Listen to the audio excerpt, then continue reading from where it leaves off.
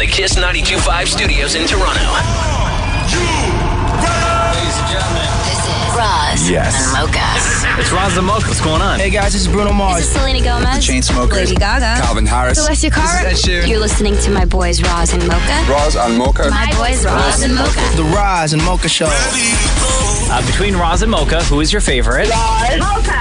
You guys are so funny, man. Congratulations, Lisa! Wow! You just won $1,000. That's amazing. Y'all just made my entire morning. Keep it up. You guys are awesome, man. This is the Roz and Mocha Show. Podcast. Hi, it's Roz and Mocha. Who's this? Ali. Ali, what's going on, dude? I was just calling because I have this drink, and all my friends always never seem to understand it. So I wanted to get your opinions on it. Okay. So it might sound weird, but hear me out. So I grew up drinking it. I say it's the most refreshing thing ever. It's 3/4 milk, 1/4 Sprite. 3/4 milk, 1/4 Sprite. That sounds disgusting. It's like a fizzy milk, but it doesn't like curdle or anything. It's like with ice cubes. And do you just sip on that? You just drink it like it's a regular glass of milk. Oh, see, I don't sit around drinking milk anyway, so. Wow. So yeah. See, Oh wait, so do you get the carbonation? Does it cause you to burp? And when you burp, it's like burpy milk? Yeah, kinda. Oh, I can't burp milk, dude. yeah, Ali, that's No, gross. that's Not gross. it, by the way. Not it. No, Not it. too bad. Hell no. You and Maury got to do it. I can't drink milk. I don't Why drink not? milk. I never drink milk. I never drink milk. I haven't had a glass of milk since I was about 10. Come on. Maury, The go rules get, are- Maury, the go rules get are- Sprite and milk. When I say not it, then you two have to do it. No. Oh, come on, man. Hey, okay, let me ask you a question. While they're still, do you drink this out of a cup or through a straw? No, it's out of a cup. Like you No, but, like, do you sip drink it? No, you actually take a gulp of it. Like you actually drink it. Ew, gulps of milk and Sprite? So gross. Yeah. Okay, Ali, here's what we're gonna do. We're gonna hang up God. with you. We're gonna There's play a no song. way. Dan and Maury's gonna go downstairs There's and get no milk way. and Sprite, and Roz and Dan and Maury are There's gonna no drink way. it. Or sorry, are gonna gulp it. No, I'm not gulping. First of all, don't use Roz, Maury, and gulp in the same sentence. Okay, bro? Okay, wait. Okay, my family listens to this show. Try and get 2 ice cubes. I'm driving to school right now, so I really hope I get to hear this before I get to class. No, we're not going to get 2 ice cubes, dude. All right, thanks, Ali. All right, God. thanks so much. Yeah. The Roz and Mocha Show podcast. I don't want to do this. So, okay, welcome back. But I said not it. I know. I don't know. Man. I don't even remember the guy's name that called in. But he had said that growing up, they would drink milk with Sprite. Yeah, 3/4 glass of milk topped up with Sprite. Separately, they're fantastic. Sure. I said not it. I know. But here I am, sitting with Dan and Maury. I know. I'm always the trooper. Right, you are. Yeah, you're a gamer, more. You're a gamer. Can I tell you something also? When I see and I know that this is not the case, so please don't come at me, bro. Yeah. Okay. At Roz Weston, by the way. But when I see a grown man drinking a glass of milk like a grown man, I look at it. I feel that he has mother issues. I feel that like there's some sort of arrested development where he's hanging on to some sort of childhood thing that he can't fully develop into a man because of that. And so there's that. I don't drink milk because of it. But athletes drink milk. I see a grown man drinking milk. It's a sign of weakness to me. Sometimes it's refreshing. Right? Sometimes. I don't know. No, I can't do it. So I have the product. So you have this here. Maury went downstairs I even and got lactose free in case one of us is lactating. Look at that. Very Yeah. good. That's not what that means, by the way, Maury. I assumed it did. Oh, yeah. Okay, so you guys are going to try this, right? Yeah. Mocha, do you drink milk? Like in my coffee and stuff, but you- I won't sit there and drink like a glass of milk. You won't have like on its own. big bowl of spaghetti with a glass of milk. No. Okay. That doesn't sound like it tastes good together. All right. I'm on the same boat as you, by the way. I haven't had milk, like a glass of milk, in like 2 years. Okay. Okay, can I also point out the fact that the milk, I don't know where downstairs you got this milk. Yeah. Definitely was not in the fridge. It feels like it was behind the fridge because it is warm. Oh, no. Yeah. It's warm. Milk. Okay, so warm milk and Sprite. By the way, the Sprite too is warm. Okay. So, and what were those? Oh, man, yeah. The Sprite's warm? It's like you left the Sprite out on the sidewalk or something. So it's warm milk and Sprite. Okay. Yum. So, Mocha, you know the measurements, right? Yeah. Wait a sec. Wait a sec. Okay, there you go. Now, Okay. keep in mind, you only have one can of Sprite here, right? So don't go. Oh, right. Don't go willy nilly with the milk. Okay, so I'm going to pour Maurie's milk. You got way more milk than you do Sprite. Okay. That smell. Okay. All right. Okay, so Mocha has now evenly poured. They have like clear solo size cups, Okay. and the milk is already in the cup. Now in goes the Sprite. Oof. This is not going to go well. Okay. It's not curdling. No, it doesn't curdle. Okay, so there. Yeah. That's for you, damn it, Maury. Okay. Ew, it smells like a fart. Now, if you remember, Really does. the guy that called in, Yeah. he didn't say he would sip on it. He said we had to gulp. They had to gulp He it. would take gulps of milk and Sprite. Okay, hold on. So are you guys going together or are you going to do separate's? I think it needs to be separate. Okay, honestly, Yeah. So it's milk and Sprite. honestly, Yeah. it kind of smells like my kid's diaper. So like a fart. What did I say? Yeah, it really does. Let me smell that. Hold on, let me get my Smells like a nose in. Let cheesy me get my fart. nose in there. Oh, A little bit yeah, like it does. like diaper, right? It smells a little diapery. Yeah. Okay. Yeah. So who's going to go first? Should we just do it together? Cheers. Okay. But we have to do, but it has to be a gulp. Yeah. I'll gulp. Okay. You have to monitor him. Make sure he Okay. doesn't take a sip. Okay. Okay? Maury, you know the deal with this, right? Okay, so this is by requests. Milk and Cheers. Sprite. Go for it. Bottoms Cheers. up, gentlemen. Gulp. Like, there's no reaction so far. There's no reaction. Don't tell me it's good. Don't tell me that's good. It's kind of good. Don't tell me that's good. It's not bad. Don't tell me that's good. I'm not going to lie. Milk with Sprite, it's not bad. Dude, you want to taste? First of all, somebody going, hey, milk and Sprite, that's not bad, may be the most white trash thing I've ever heard. And I'm from Acton.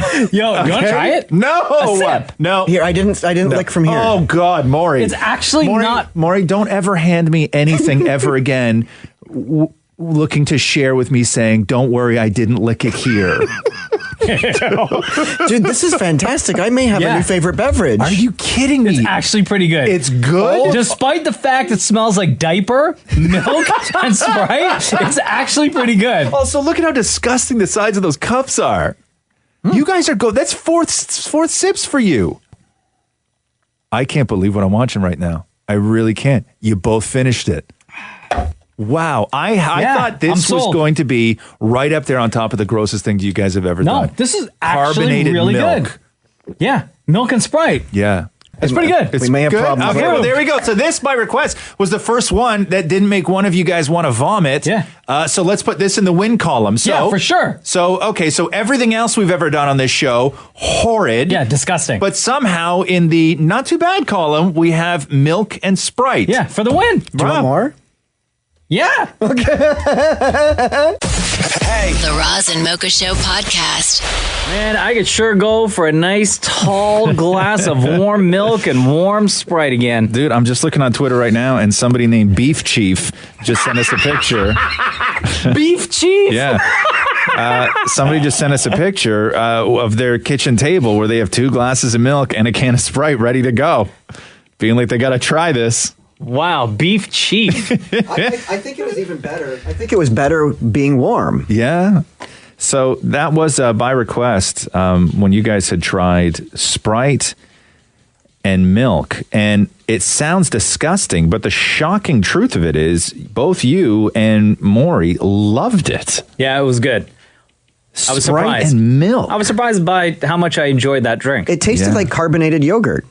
That's like what you put yogurt under the soda stream and just pump bubbles into it. Okay, Like, that okay, sounds gross. that's Not it. so gross. Not it. 416-870-8888. Hi, my name's Asha. What's up, Asha? How are you? Oh my God, I can't believe I got onto you guys. Oh my God, this is incredible.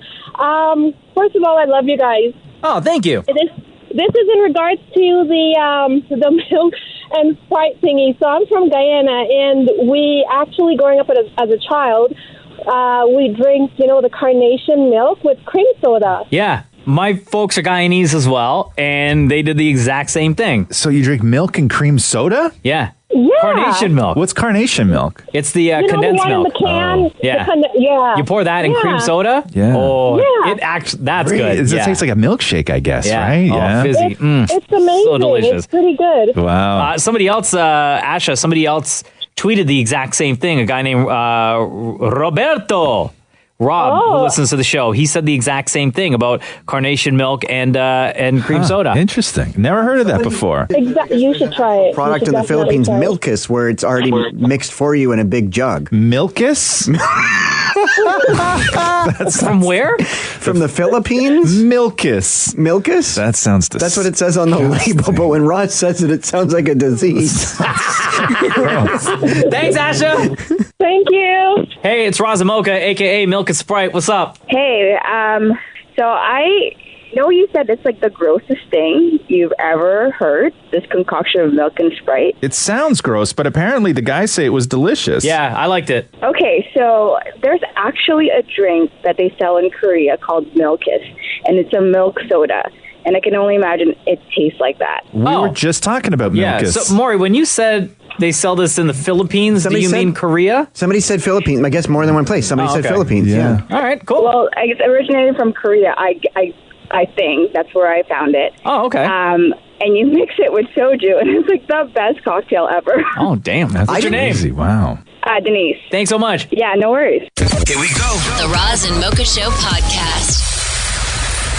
Hey, it's Roz and Mocha. What's up? Hi, how are you guys? Good, how are you? Good. I just want to say you're fabulous. You guys are honestly awesome. But your you. Coke, your Sprite and milk, I used to have Coke and milk. It's awesome as a kid. Coke and milk? It's delicious. So you grew up in a trailer, huh? This was my parents' idea of like a treat. It was delicious. Really, huh? Wow, Coke and milk. I'm telling you, it's awesome. I bet you can name 10 different games to play as a kid that involves one spare tire.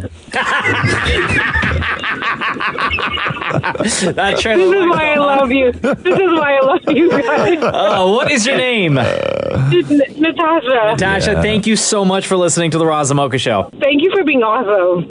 This is the Roz and Mocha Show podcast. Let me read you this headline here. Men who speak faster have better love lives and have twice as many partners compared to men who speak slower, according to research. A study has revealed that talking faster helps men woo women more successfully. Woo. Why? Because the women can't understand what they're saying? I don't know. So research Super discovered fast, smooth talker? No, it's about confidence. So research discovered that confident men who are rapid fire conversationalists are smooth talking their way into women's lives over their slower talking rivals. Academics asked 124 heterosexual volunteers, 68 women and 56 men, to take part in a dating game. And what they found was that the fastest speaking men in the competition hit a rate of 6.47 syllables per second without pause, and they proved to be more experienced lovers.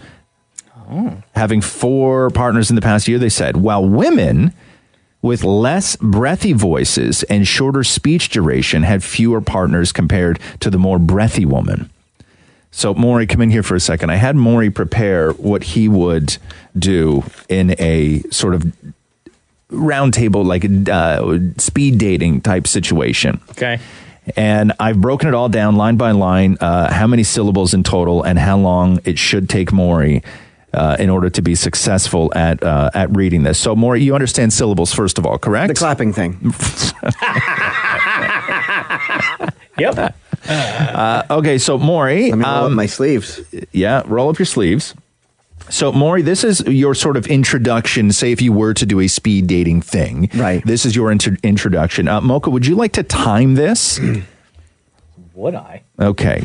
So, Maury, you just want to, let's get a handle on syllables here first. So, Maury, give us the first couple of lines and count syllables. First read it, then count it? No. Okay.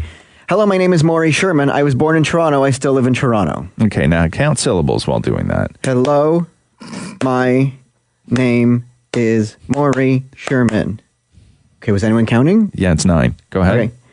I was born in... Excuse me? Hold on. What? I was born to... 2. Born is one syllable. Born. Say it again. Born. Okay. Now say it without clapping. Born. Right. Now with clapping. Born. Okay. Without clapping? Born. With clapping. Born. Okay. Well, born is one syllable. Okay. Let's just go born? with that. Yes, correct. Wrong. I was born in Toronto. I still live in Toronto. Yeah, this is going to work for you. Okay, so the You're gonna whole pick up with all that clapping. You're going to okay. pick up so many dudes. So line 1 line 1 is 9 syllables. Line 2 is 14 syllables, just so you know, Mocha. Line 3 is 21 syllables, Oh my then 23 syllables, then 30 syllables. Then we finish it off with line 1, 2, 3, 4, 5, 6, which is 19 syllables. The way that this works is they say that men have to speak 6.47 syllables per second, so we'll round that up to 6.5. In total, Maury has 116 syllables to get to, which means, Maury, you have to read this entire passage in 17 seconds. And remember, but how do you do that with the clap? remember, make it sexy. Oh my God. Remember what the intent for is. Am I with starting this. from the top? Okay, so Mocha, if you want to count Maury in here, and you have the Now, hold on. Am I stopwatch, also counting syllables? if you would like, yes. So clapping too. And also, just in case you're joining us, they say that men who speak faster have better love lives and have had twice as many partners compared to their rivals who speak slower. They said that the average guy who is in the upper echelon of sexiness speaks 6.47 syllables per second without pause. So, Maury, this is you on fantasy speed dating here. Give us your full introduction. Mocha's going to time you. Again, 17 seconds to complete this. With claps. Yes, sure. Ready? Yeah. In 3, 2, 1, go. Hello, my name is Maury Sherman. I was born in Toronto. I still live in Toronto. I'm currently 40 years young and married happily to my husband, Matthew. I love to man watch on the beach in the summer with a nice cider and a package of dried figs. My favorite part of a guy's body is the shoulder and the shins. I love to be chest tickled or tickled on my arm. Nothing makes me happier than sitting back with a bowl of popcorn or cheese. Okay, so how long was that? That was 30 seconds. Okay, Maury, you got to do all of this in 17 seconds. Hello, my name is Maury Sherman. Remember, make it sexy. Hello, my name is Maury No, Sherman. stop. Hold on. I got to count you in, bro. Yeah. Okay. Getting too excited. Ready? In 3, 2, 1, go. Hello, my name is Maury Sherman. I was born in Toronto. I still live in Toronto. I'm currently 40 years young. Can you pause and for 1 happily second? married. Can I just say that on your script, Maury, here, you wrote 40 years young, YONGE? Young. Yeah. Okay, continue. I'm currently No, 40. now you got to start again. Okay, Jesus. Ready? Try it one time without the claps. Yeah? Yeah, Yeah, just without sure. the claps. Super fast. Super Okay, I don't know fast. how you're going to count the syllables. I know what they are. Go ahead. Ready? In 3, 2, 1, go. Hello, my name is Maury Sherman. I was born in Toronto. I still live in Toronto. I'm currently 40 years young and married happily to my husband, Matthew. I love to man watch on the beach in the summer with a nice cider and a package of dried figs. My favorite part of a guy's body is his shoulders and shins. I love to be chest tickled or tickled on my own arm. Nothing makes me happier than sitting back with a bowl of popcorn or cheese. Okay, how long was that? 27 seconds. 27 seconds more. You're going to have 10 seconds off it. 3, 2, 1, go. Hello, my name is Maury Sherman. I was born in Toronto. I still live in Toronto. I'm currently 40 years young and married happily to my husband, Matthew. I love to man watch on the beach in the summer with a nice cider and a package of figs. My favorite part of a guy's body is his shoulders and shins. I love to be chest tickled or tickling my own arm. Nothing makes me happier than sitting back with a bowl of popcorn or cheese. How long was that? How long was that? You close. How long was that? Can you... That was 18.38 One more time. seconds. Okay, but keep in mind, this is what science says. This, according to the study, this is how fast guys talk who are most successful with partners. Maybe they're This is using how smaller fast. words, like they're not using words like shoulder. They're doing 6.47 syllables per second. Last chance, Maury. Okay, ready? In 3, 2, 1, go. Hello, my name is Maury Sherman. I was born in Toronto. I still live in Toronto. I'm currently 40 years young and married happily to my husband, Matthew. I love to man watch on the beach in the summer with a nice cider and a package of dried figs. My favorite part of a guy's body is his shoulder and chin. I love to be chest tickled or tickle my own arms. Nothing makes me happier than sitting back with a bowl of popcorn or cheese. Oh! Yo, you got 14.34 seconds. Oh, dating, here we go. The Roz and Mocha Show podcast. Hi, it's Roz Mocha. Who's this? Hey, it's Brandon. What's up, Brandon? How are you, man? Good. Hey, we got Maury in the room? He can be here. Maury, you're needed. We need some clarification from Maury. Okay. What's up, Brandon? Okay, so we were talking about his speed dating. Yeah. We need some clarification from the speed dating attempt.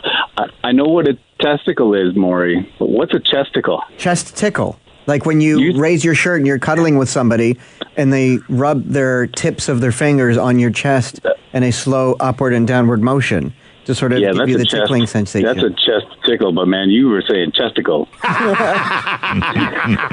I'm sitting across the table from you, I don't know if I'd be dating you if you want some chesticles. I don't think he was asking for chesticles. I think he was asking for chesticles. I don't know. He likes chesticles. Well, I think there's a fine line between chesticles and chesticles. I actually prefer chest tickles. Right. I think we all do. Yeah. My chest is numb. I have no feeling in my chest. Did you know that? Yeah, No. I have no feeling. I have no feeling in my chest. What happened? I hate having my chest touched. Because when I was younger, both my lungs collapsed, and they had to do all sorts of surgery on me. Where they cut me on the sides. Yeah. It messed up all the nerves in my chest. And so if Catherine is tickling my chest, what it feels like is if you took a piece of paper and put it over your chest and then somebody tickled on top of that. Or I can feel the pressure, but I have no sensation whatsoever. Oh, no. Yeah, where my chest is. Same thing with my nipples. That's like a I have superpower. I have very, very little feeling in my in my nipples. Yeah, What about your underarm? Yeah, my underarm. It starts to get better in my underarm, but like my actual chest, like you know when somebody put their head on your chest and just sort of give you those like little tickles, run their fingers through that right? I feel nothing. Really? I feel nothing. Yeah. What a waste. So how hard does Maury have to pinch until you feel it? Shut up, dude. Great question. I thought you were on our side. I thought you were goofing on Maury. Just stop it. Thanks, Brandon. Later, bro. All right, see ya. The Roz and Mocha Show podcast. Hey, Roz, when you were traveling with Air Transat earlier this year with your family, did you guys take advantage of Kids Club? We did, yeah. And especially on the flight. Kids Club's really great on the flight. They came around and they just have stuff specifically for kids, right? And when you're traveling with a kid, you know that it's hell for the most part. Airports with a little kid are hell. Roxy's a little older now, so she's a pretty decent traveler. But what Air Transat does is they specifically make moments on a flight to cater just directly to the kids, which 1 makes them feel special, 2 makes them feel comfortable, and 3 makes for a much easier flight. And when you guys traveled, Roxy was free because she's like almost 9 now. Yeah. And Kids Club with Air Transat is free for kids aged 2 to 11. You get free seat selection, a dedicated check-in counter for the people who are traveling, pre-boarding for members and their families, even in economy class. This is huge, dude. Yeah, and I'll tell you, on other airlines, because Catherine has traveled a lot of places with Roxy, and on other airlines, many times, I cannot tell you the amount of times she's booked tickets, and it is clearly an adult traveling with a child, because that is how you have to book your tickets. They get to the airport and they're not sitting together. Yeah. And then it's a fight for her, right? Which don't have that problem with Air Transat. Airtransat.com to learn more about their Kids Club. Again, it's free for kids aged 2 to 11. Plus, you get priority baggage handling, which is massive. Massive. All right, what do you want to do now? Phone call.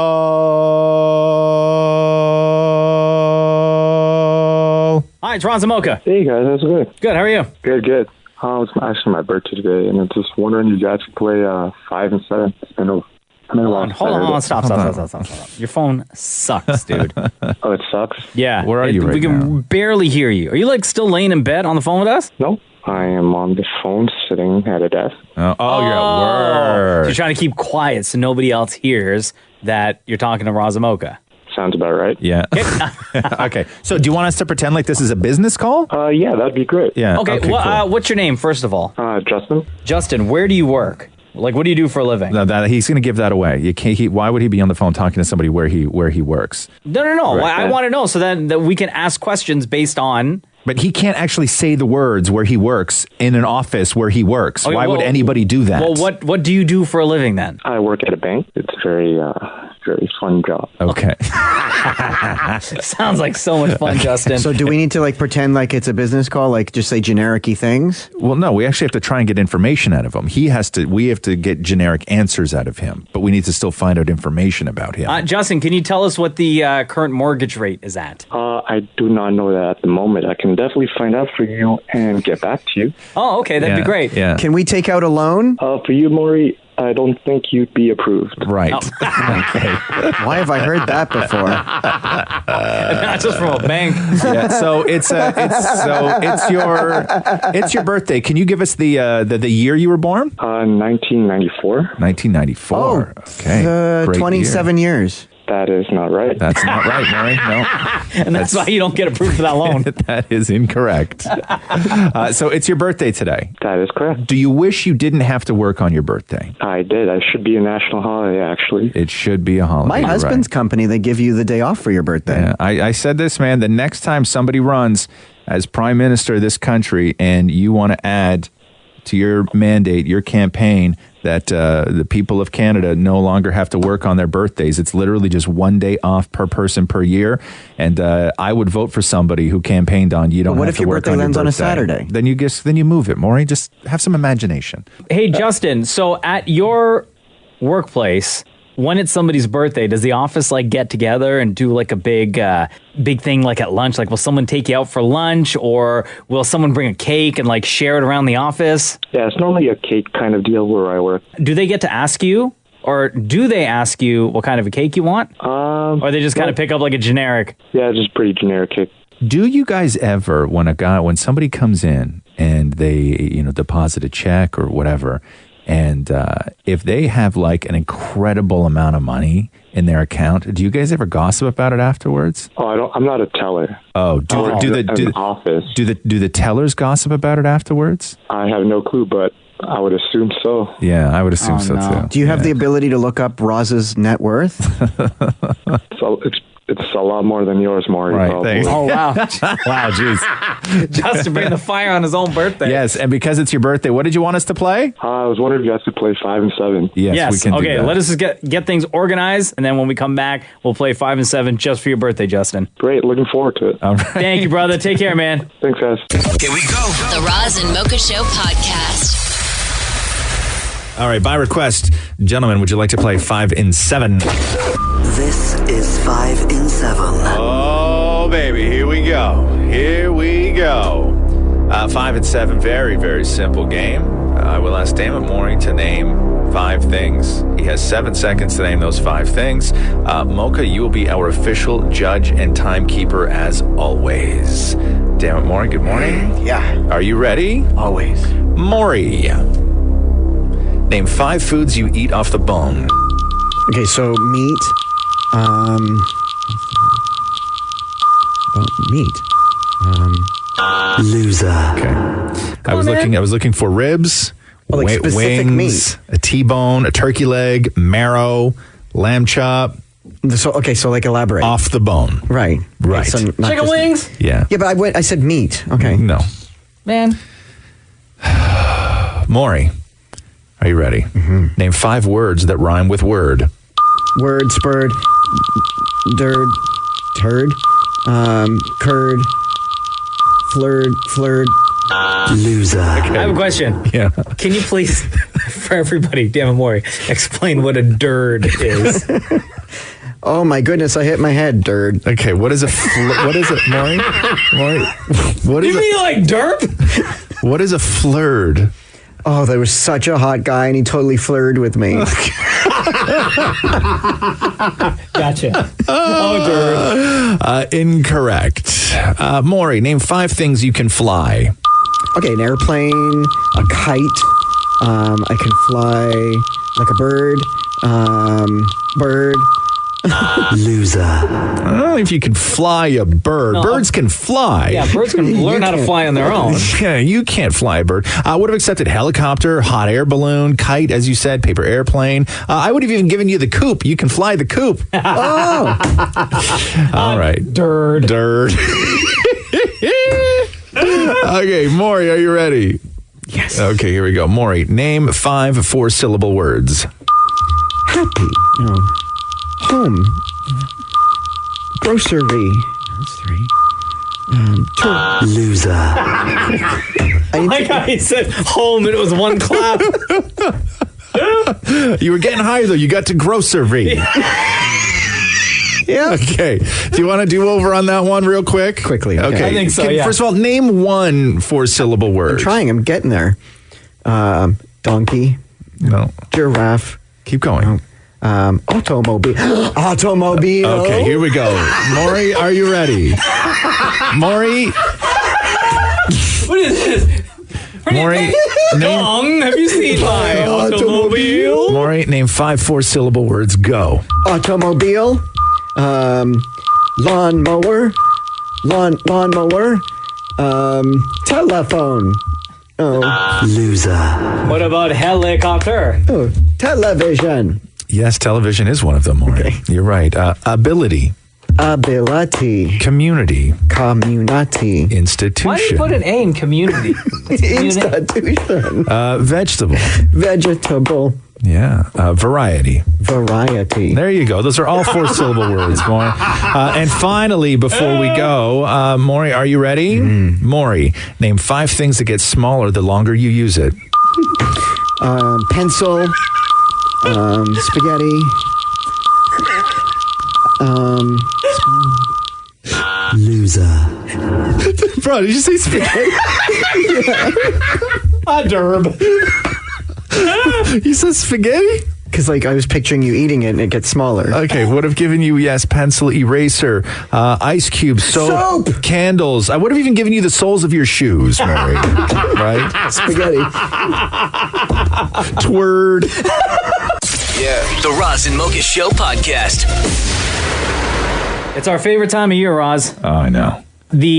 Without a doubt, most popular group of individuals we've ever had on the Roz and Mocha Show in the 9 years that we've been doing this show. And I would say the guests that have been on the show more than any other guests.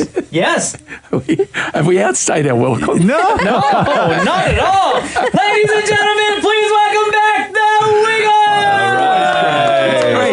I think Maury says this is your 8th time on the Roz and Mocha Show. Yes. Oh my God. We saw you guys on a bus with pink costumes on. Yeah, a beautiful new picture of you two. Yeah.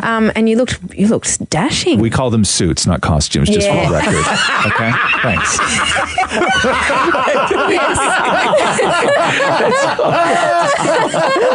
Anthony and Emma Wiggle are here. Let's talk about this real quick. Wiggle, Wiggle, Wiggle, the tour. 25 cities right across the country. I just want to hit these dates real quick. October 4th in Ottawa, Centrepoint Theatres. October 6th and 7th in Hamilton at First Ontario Concert Hall. October 11th, Brampton, the Rose Theatre. Toronto, you got 2 dates, October 13th and 14th, both at the Sony Centre for the Performing Arts. In Barrie on October 17th, the Barrie Molson Centre. And our friends in Vancouver will get to see you on October 30th at the Orpheum. Whoa. So, you must be exhausted. Yeah, it's a really big tour, fun. yeah. It's probably the most amount of shows we've done in Canada as the new lineup of the Wiggles. It's Really? about 80 shows. Wow. So that's just in Canada, but when you're touring everywhere else, so how many days a year are you on the road? I think it's about 9 months of the year. 9 months. Yeah. Wow. That's good.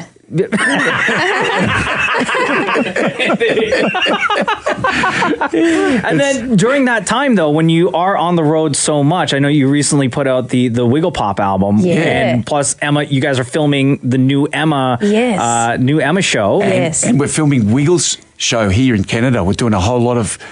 We've taken a camera with us for the whole tour. So when do you find the time to write material for that stuff, and also figure out when and where you're going to film? Oh, we write when we're on the bus or driving along, and we've got Ollie, our wonderful guitar hero here. He's only 20 years old, and he's just name a song, a great rock song, he'll play it. Oh man, Thunderstruck. I'll get out of here. No. Give me another one. So, Jimmy, I liked it. Back in Black.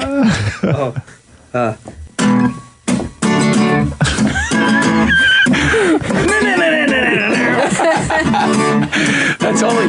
Wow. Wow, that's incredible. Yeah. That's incredible. Okay, one more. What's another classic guitar Walking in track? Memphis. No, not Walking in Memphis, Maury. You said a great rock song. Give me that Zeppelin. Zeppelin, Black Dog or something. Either any Zeppelin or give me your hottest GNR lick. Oh, Come on, Ollie. Come on, Ollie. Don't let us down, mate.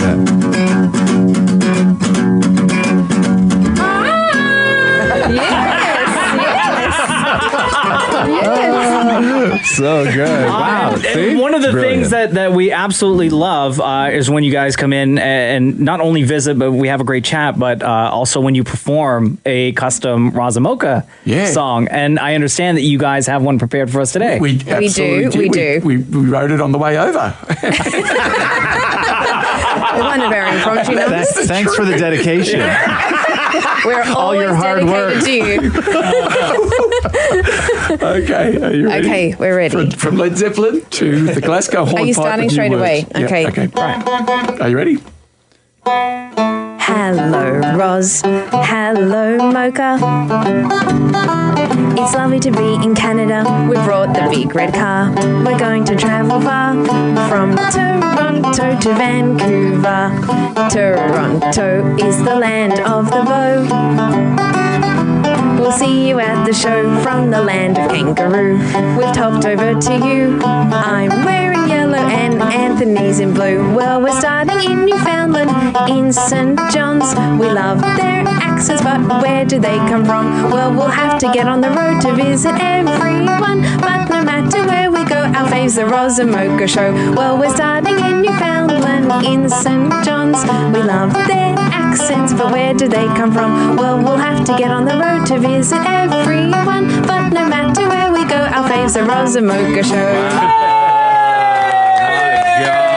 The Wiggles, ladies and gentlemen. You guys are the best. Before we go, can I want to read this Ryan Reynolds exchange that you guys had with him over Twitter. Yes. Okay, so the Wiggles tweeted Ryan Reynolds. They said, hey, Ryan Reynolds, can you recommend a good place for us to do the propeller in your beautiful home country? We're there in under a week. Feel free to join in. We've got some spare skivvies packed. Hashtag wiggle, wiggle, wiggle tour, hashtag Canada. And then Ryan Reynolds replied and he said, laws and guidelines differ from province to province, but Canada has always been a sexually adventurous country. Then he replied again, being, apologies, you meant a different propeller. This is fine. Anywhere in Canada, I'd be happy to join. Are you going to get him on stage? Oh, absolutely. Yeah. Yeah. But I was shocked because he wrote that first answer and I wrote OMG. Right. We got it for. And then he's like, we've never gotten tweets like this before. I don't know if there's two groups called the Wiggles out there, but he may have a The Wiggles, ladies and gentlemen! Here we go. The Roz and Mocha Show podcast. Which one of you nerds knows more about computers? Well, it depends. What do you need to know? Well, my grandmother calls me almost every day to help her with hers. Okay. Does your grandmother call you every day, Mocha? About computers? I don't have a grandma. Oh. Would she? Yes. Okay. Tight race so far. I don't know. Maury's kind of winning because his grandma's still alive. Okay, so I have two grandmas. Way to rub it in. Jeez, man. Nobody needs two grandmas. So I was on this tip last night where I was like messing around on my computer and I was having problems with the USB port. Okay. And I'm like, man, I've been using a computer forever. Wait, USB or USB-C? USB. Okay. Old school. And I was like, what does USB mean? What does USB stand for? USB. Yeah. Oh, smart guy. Listen, leave me alone. I ain't got no grandmas. True. Maury, you have to go second. Mocha gets first guess because you still have two grandmas. Sup, Granny? What does USB stand for? What does USB stand for? Ultimate. Okay. Sizable. Yeah. Bitmatic. Ultimate sizable bitmatic. Good guess, Mocha. Maury? Universal serial board. Hold on. Okay, Say board. Say it again. Universal serial board. What's a universal serial board? Wait, what's a board? It's port with a B. Universal serial board? Like surfboard. No, it's Universal Serial Bus. Which is wrong. That's what it means. Okay. Gentlemen, we all know what CD means, right? Yeah, compact disc. Thank you. But remember we all got computers and it was a CD-ROM? Oh. What does CD-ROM mean? Maury, you go ahead. first. Okay. Grandma's? Compact disc read-only memory. Mocha? I don't know. I have no idea. Compact disc read-only memory. Oh. What does CPU mean? CPU. Yeah. Seen that before a million times. Never knew what it was. What does CPU mean? Computer.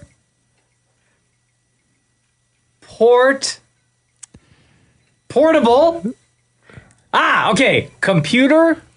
Portable. Do you mean portable or boardable? Portable. Yeah. Business. You said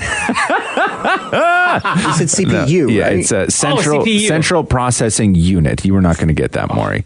HDMI.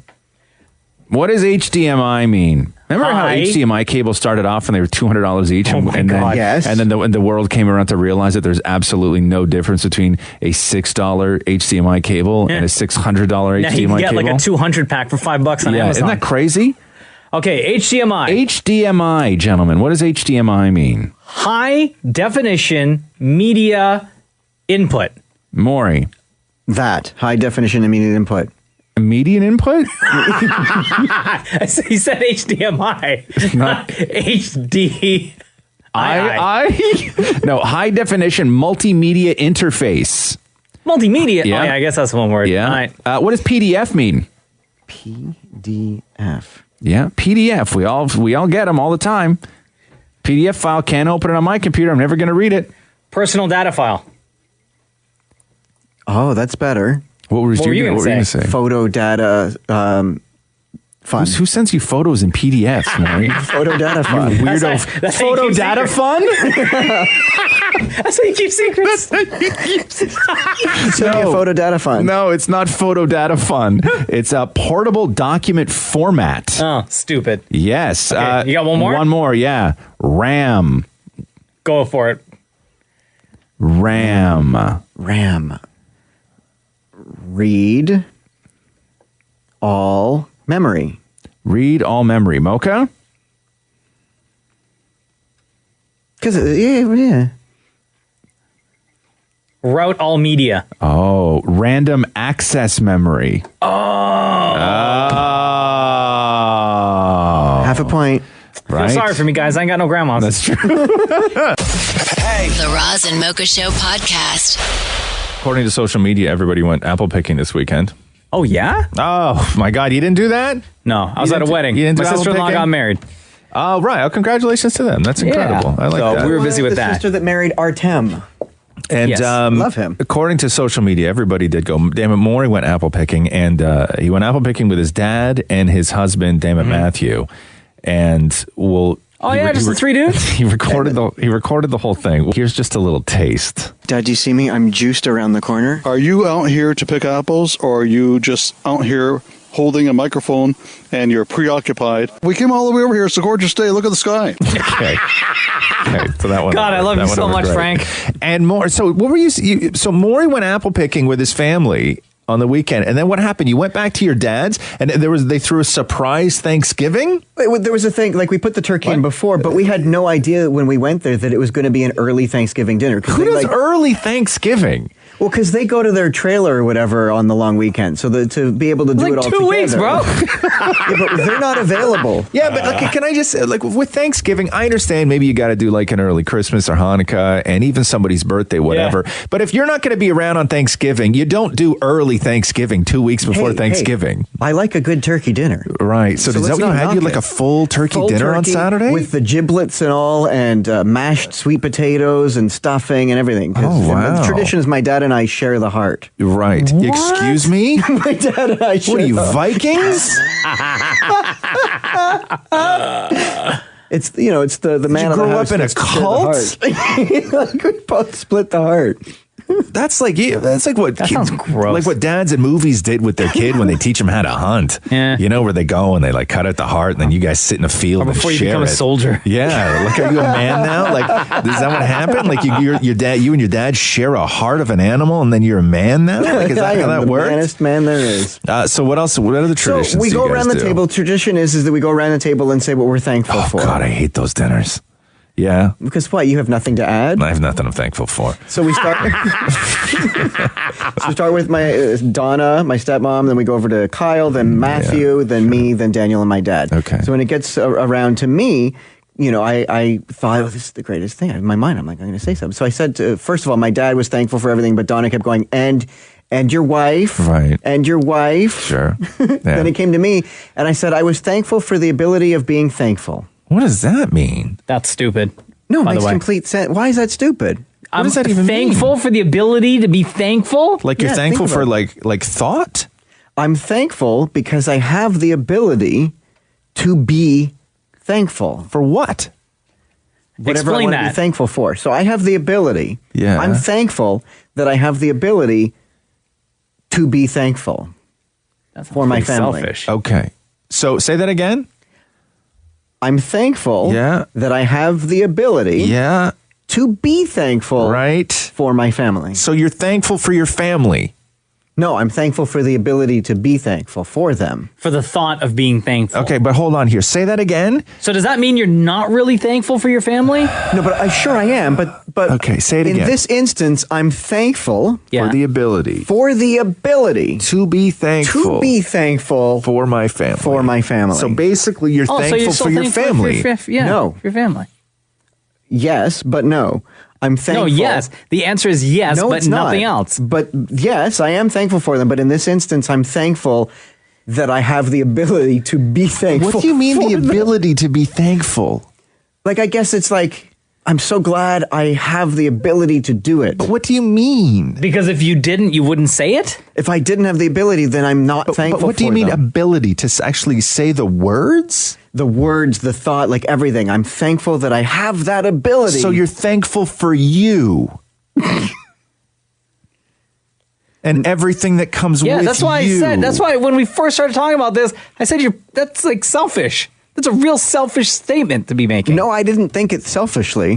You didn't think it selfishly. God, you are a wordsmith, bro. Hey, Kiss, it's Roz Mocha. I think he's trying to say having the opportunity to be thankful. Nah, he said ability. Ability? Really? Is that what you meant, Maury? Come in here and clarify for it. Because I still think can't- he means ability. Yeah. No, he's trying to say he has the opportunity, and he's thankful that he has. No, stop trying to save the You guy. know He knows what he said. No, but what he says makes sense too. So basically, so are you trying to say I'm thankful for having stuff to be thankful for? That as well, yes. Oh God, that's so selfish. No, but what I meant was that is makes like no sense at all, Maury. Yeah, see, thank you. No, but I'm thankful that I'm given the opportunity to be thankful. Oh, now you changed it to opportunity. Yeah, you've just Yeah. changed what you're saying.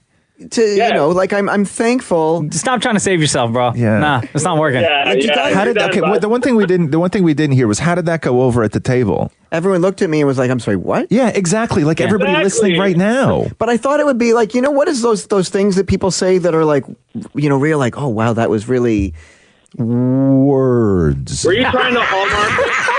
You know what I mean? Like when you say something and everyone's like, "Whoa, that was deep, bro, profound." Oh, you thought that it was profound. Yeah. it doesn't That work was with you though. profoundly wrong to Yeah. say. Yeah, profound's not a good look for you, more. I was really trying because everyone was saying they were thankful for family, so I was trying to sound smart. Next time y'all doing that around the table and it gets to you, just say clothes.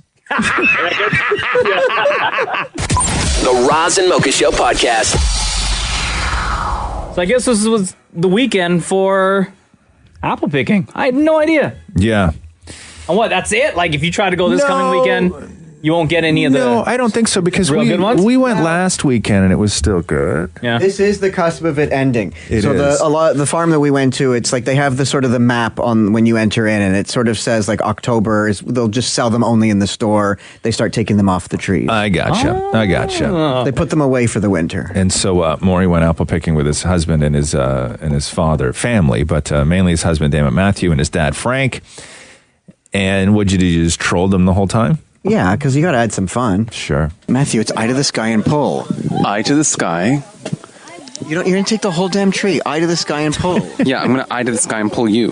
To remember, if you're planning on doing any baking of apples, why are you picking the small ones? No, we're picking big apples. Are you peeling your age today? No, I just feel peeling, period. What do you get if you cross an apple with a shellfish? An apple that wants to be by himself? No, a crab apple. Okay, great. You didn't put eye to the sky and pull. You took the whole tree. No, I didn't. I know. I'm the one that set the rule here. There was a leaf that came down with the rest of the apple. Why are you taking so long at picking the apples? Because you have to pick the right one. Just like I picked the right one with you, you know? Aww. My apple. How do you make an apple turnover? I don't know. How do you make an apple turnover? Put it in the oven. You just say, I don't know. I don't know. Push it down the hill. Don't get it. Apple turnover. Okay. You're in the way. Just pull the cart. Okay, I love how I'm pulling the cart and you're not. That's just great. You know, you need to apple eye yourself if you want to get anywhere in life. I can't understand what you're saying. This is such a workout.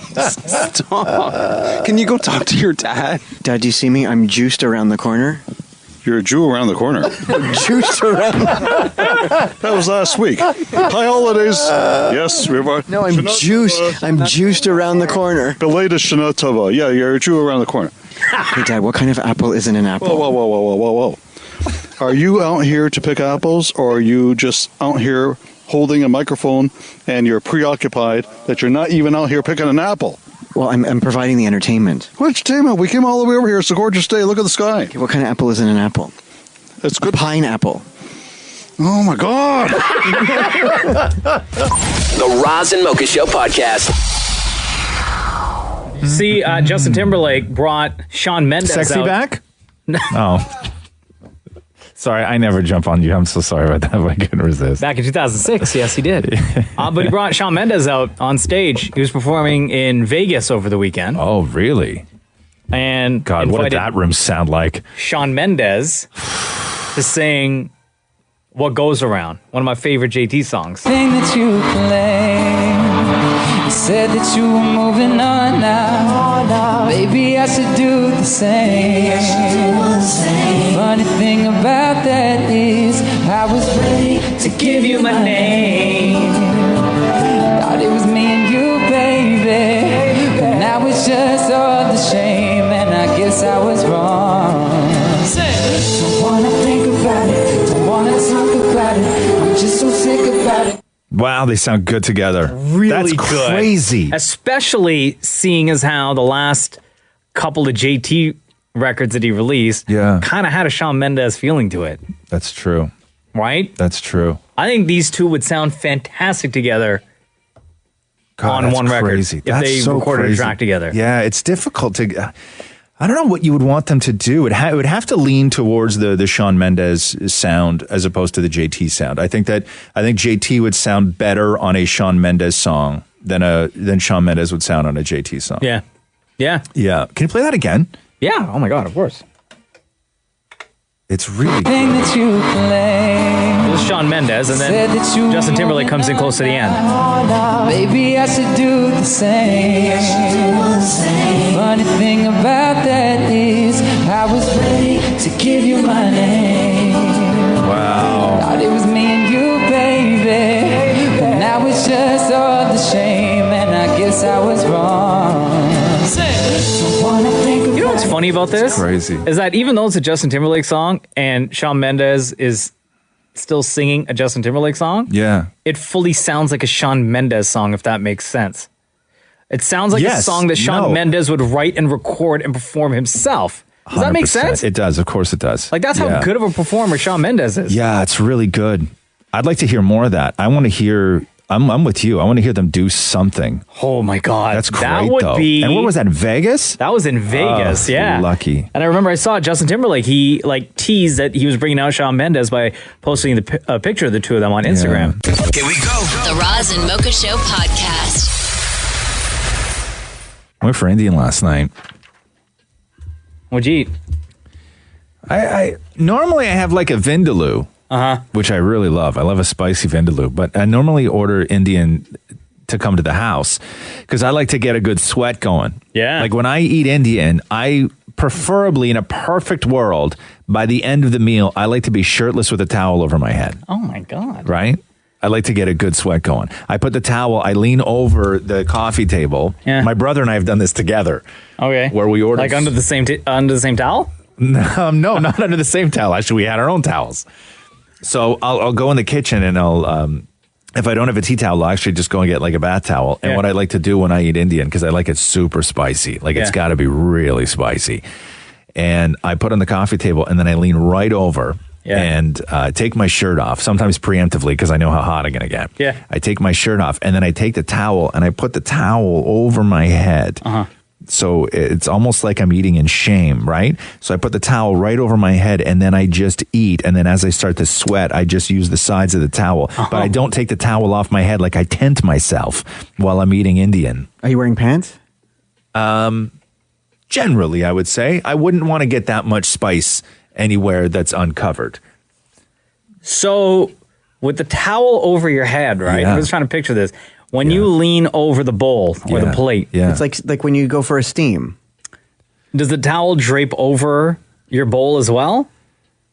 You would have to, otherwise you'd have to lift it for every bite. No, because it's just imagine I use like a towel where it comes to on your forehead like where a hood does, like right on my forehead, Yes, right, yeah. and then it's hanging down. So it's like you're eating food with a hoodie on. It's like I'm eating food with a hoodie on. Gotcha, Yeah, but it hangs down like a just like giant flowing Why don't you terry cover cloth the whole hair bowl and all of your face, so also the steam will cleanse your face? No, I don't want to do that. I don't want to get clean while I eat. That's weird.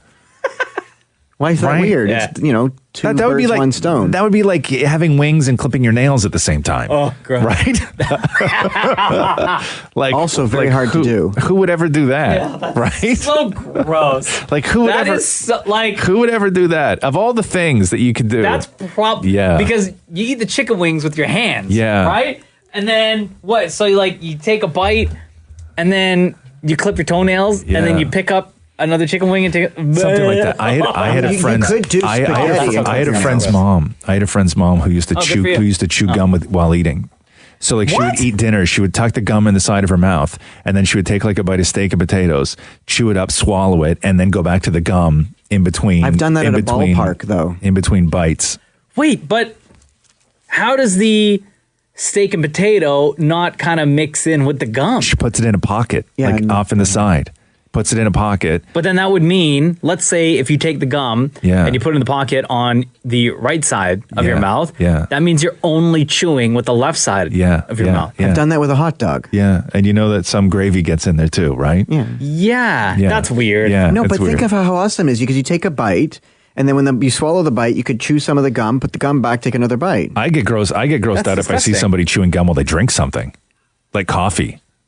That's weird. Yeah, it's so that's gross. It's so gum is gross though. When's the last time you had gum? I never have gum like anymore. 2 days ago. I love gum. Really? You love gum? I had gum last night because I was worried I had bad breath. You had bed breath? Bad breath. You talk funny, bro. You stop chewing gum. Here we go. The Roz and Mocha Show podcast. Hello, Roz and Mocha. Hey guys, how's it going? Good. What's up, man? Not much, man. I just wanted to call because I always try to call, but I can never get through. Oh, well, you got through. What's your name? My name's Mike. Mike, what do you want to say? You got Roz and Mocha. Well, first of all, I called and I told Maury that he was my favorite out of the three of you. I don't know how you guys feel about that, but not too good. No, but do you not really too good. feel that way, or did you only say that so he would put you through to us? Why'd you have to call me out like that? Yeah. Because people have figured out that when somebody calls in and they talk to Maury before getting through to us, if they say, "Oh, I want to talk to Roz and Mocha," to tell them that they're my favorite, Maury more times will say that we're busy and ask you to call back and then hang up. But people have figured out that if they say to Maury, "Hey, I want to tell Roz and Mocha that you, damn it, Maury, are my favorite," he will stop everything he's doing, make us stop everything that we're doing to say, "Guys, you have to take this phone call right now." Uh-huh. Oh yeah, right away. As soon as I told him he was his favorite. Oh, he's like, "Okay, I'll put you through right away." Exactly. So what's going on today, Mike? How are you? Not much, man. Just starting my day right now at work. Oh, okay. What do you do for a living? I'm an electrician. Also, what's it called? I think I've seen Roz on ET Canada a couple of times. Yeah, probably. Oh, yeah? He's been on the show for like 14, 15 years. So I'm he? sure. Yeah, man. He's been up with that show since like the very, very beginning. Oh, fuck. I don't usually watch ET Canada. The other day, my mom was watching Young and the Restless, and I was just laying down on the couch, and I was like, oh, I swear that's Roz from Roz and Mocha. Yeah, I was like, yeah, that's him. I was like, oh, wow. So, yeah, I didn't even know. Well, say hi to your mother for me. I will. Yeah. All right, guys. Thanks. Appreciate you guys for taking my call. Oh, hold on. Well, we got to get to the bottom of this. Mike, between Roz and Mocha, who's your favorite? Do I gotta say? Yes. Yeah. Okay, fine. Sorry, Roz, but Mocha. Oh, yeah. Never mind. Your mother. Sore loser. Thanks, Mike. We appreciate you, brother. See you guys. Have a good one. Bye. You too. Later. Here we go. The Roz and Mocha Show podcast. Hi, Roz and Mocha. Who's this? Fabian. Fabian! You sent an email just now, which we literally just opened. That's why I called. So you're growing. My wife has a script. I'm not growing. My wife. Your wife is growing. Yeah. Weed, by the way, in case you're wondering what we're talking to Fabian about. Fabian calls in and he is a weed expert. I'm prescribed. You're prescribed. Right. So yes. the picture that you sent through, there's quite a few plants there. And the lighting, it looked more purple than anything. Is that intentional? LEDs, yeah. Oh, okay, LED purple. Why LED purple? Well, right now, because they're in flowering stage right now. Oh. How long does it take but from the time that you seed something in a pot to the time when the weed plant grows where you can pull some off and roll a doobie with it? How long? Who says doobie anymore? Oh, people don't say doobie? No. Oh. Okay.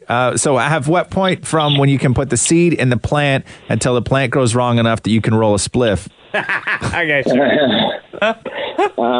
Okay, so I planted the seeds at July 3rd. Okay. I planted these seeds, and it's not going to be ready for another 9 more weeks. Oh, wow. 9 more weeks? Yeah, man. So like 4 months. Yeah, about that. Hey, the one thing I do know about weed plants is I don't really like the smell of weed like somebody smoking weed, but I had no idea until recently how much the actual plant itself smells. What do you do about the smell in the house? I got a carbon filter. Oh, you do? I got 2 carbon filters running in the tent, so no smell comes in. You can't smell it at all at all. Did you know that about weed plant smoker? No. That just the plant itself reeks? I had no idea. Yeah, it does. Smells really bad. It smells more. Sometimes it smells worse than smoking it. Yeah. Wait, so where's your setup? Outside the house or inside? It's like outside setup, you know? Yeah.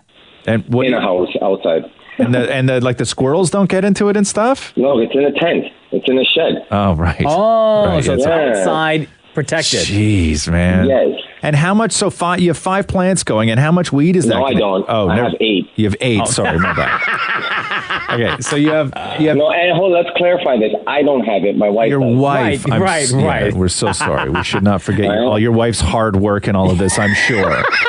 Exactly. I'm sure she would appreciate you outing her like that. Yeah, out there in the coveralls with the gloves on, doing all the. Yeah, no, she's not. So how much weed do you get from 8 plants? Oh, I'm hoping we're going to get at least 3 pounds, 4 pounds. Wow. Yeah. Jeez, and that's just all for you. It's supposed to last for her whole year of script, right? Wow. She's allowed 2 grams a day, so that's supposed to last her whole year. Wow. That's a lot of weed. That is a lot of weed. Let's say hypothetically speaking, not that you ever would or your wife, because you're obviously farmers and your hearts are in the right place. But if you were to sell, say, 4 pounds of weed, what is the value of that? What is the dollar value of what your harvest would yield? If I were to sell the 8, let's say if I got 4 pounds, I'd probably make like $8,000. Wow. Whoa, damn. Wow, damn. Wow. Yeah, but it's not like that at all. It's just strictly for medical, for arson, for her. Like, you spend $500 a month, man, on it. Maurie just looked at me, rubbing his eyes, being like, man, my eyes are so bad. I need a prescription. My cataracts are kicking in. Exactly, you know? Hey, October 17th, man, you guys just let me come in there. I told you. Yeah. I'll educate. Sure, I'll educate. Man. Sure. I'll bring everything I have and I sit down. It'll be legal, so nobody will get in trouble. Well, that's not true. Well, we can't have you bringing in weed all up in here. Why not? I could bring 30 grams. Yeah. I'm allowed to. Yeah. I abide by the law, man, as much as I can. All right, I hear you. Me too. We all do as much as we can. Exactly. All right, brother. All right, we got to go, Fabian. It's a pleasure. Later. You guys have a great one. Yeah. The Roz and Mocha Show podcast. You were at Elton John last. Oh, that's right. You went to Elton John. I've never seen a man behind a piano spit into a bucket before each song that he's going to do. You've never been to my house then, Maury. Yeah, that's so gross. After each song, he would stand up, point to a few people in the crowd, sort of say hello and bow, and then spit in the bucket. He had a spit bucket there? He had That's so gross. And it was like one of those ice buckets from hotels. Fancy spit bucket. Like a fancy spit bucket, a spittoon. Really, huh? That's so gross. Yeah. Can you imagine whose job is that to empty Elton John's spit at the end of the Right. night after each concert? I would sell that on eBay. That is so gross. Yeah. I would I absolutely can't sell even. it. Oh, gross. We at the cottage, Catherine goes like antiquing and stuff like that all the time, and she found an old chamber pot. Yeah. That's for the pee. It's for the pee. It's what you used to have in the corner of the bedroom. Yeah. And you used to whiz in it. Because they didn't have plumbing. And so she found an old chamber pot, and it just sits on the shelf, and we use it as a chip bowl. Right? Ew. That's so gross. Oh my Dude. God. Oh my God. Because it's Oh my really, God. it's Oh my really, God. it's Oh my really God. quite Oh my God. beautiful. Yeah, but you know what was in it. It Yeah. was 1 point. Yeah, sure. But how do you know that antique shop cleaned it before they acquired Well, it? because we've cleaned it many times since, right? even So still. we have an old chamber pot that we use as a chip bowl. Have you ever gotten it tested? And let me tell you, one of my favorite things in the world is, so we have friends over all the time, and whenever kids are over, I'll always fill up the chamber pot with like the biggest amount of chips just like heaving off to the sides. Yeah. And I sit them all across the kitchen counter, and I put it in front of them, and I wait until they've each had one, and then I lean and I look at all the kids and I go, "You guys ever heard of a thing called a chamber pot before?" And then all the kids are like, no. And then I tell them the story of the chamber pot, and they're like, "Oh my God, that is so revolting." Yeah. And then I present them with the chamber pot, which they've been eating chips out of this Yeah, whole but you time. know, then they go and tell their parents, you know, Roz made us eat out of a chamber pot. So what? So what? I'm the cool dad that gave them chips out of a pea bucket. All right? Yeah, and then you wonder why they never come and visit again. I'm that cool dad. I'm not the cool dad that lets kids play Fortnite. I'm the cool dad that lets you eat out of something people used to pee in. Yeah, that's so gross. So nasty. Here we go. The Roz and Mocha Show podcast. Hi, it's Roz and Mocha. Who's this? Good morning, guys. It's Rob. How you doing today? Good. What's going on? I had to call in about Maury's comment that he made when he was talking about the Elton John concert. Yeah. Mocha said, whose job is it to clean out Elton John's spit bucket? Yeah. And Maury said he would sell it. On eBay, yeah. Yeah. My question is would Maury buy a cup of Elton John spit, and for how much? You're disgusting, dude. Don't soil our show with this stuff nonsense. We all But you know the answer is yes, he would buy Exactly. it. So why would you call in and ask? I wouldn't buy Elton John Because I spit. want to know I'd buy how someone much it else's would cost, spit. how much, All right. how valuable it would be to him. Okay, calm down for 1 second. Maury, you said that you would not. I would not buy Elton's, but maybe I would buy like Madonna's or Lady Gaga's. So you would buy Madonna's spit. Oh, gross. Like if I possibly, like if it wasn't a lot, I maybe What for would like. you- okay, well, how could you possibly be on the fence? How could there be parameters about this? Well, I'm not going to spend $500 on the spit. So it depends on how much the spit costs. Yeah, and if there's some sort of photo proof that is the spit. There's Like an you easy can't- way to figure this out. Okay, would you pay $50 for a shot glass of Madonna spit? Yes. $60. Yes. $100. Yes. $150. Yeah. $200. Probably. $3. Yes.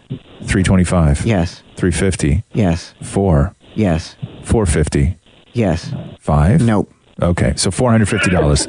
There we go. So no, he wouldn't pay $500 for Madonna spit, but he would pay $450. All right. Aren't you happy you made this call? I am. Yeah? I am. I love the show, guys. I truly and honestly love the show. Right. Well, we love you too.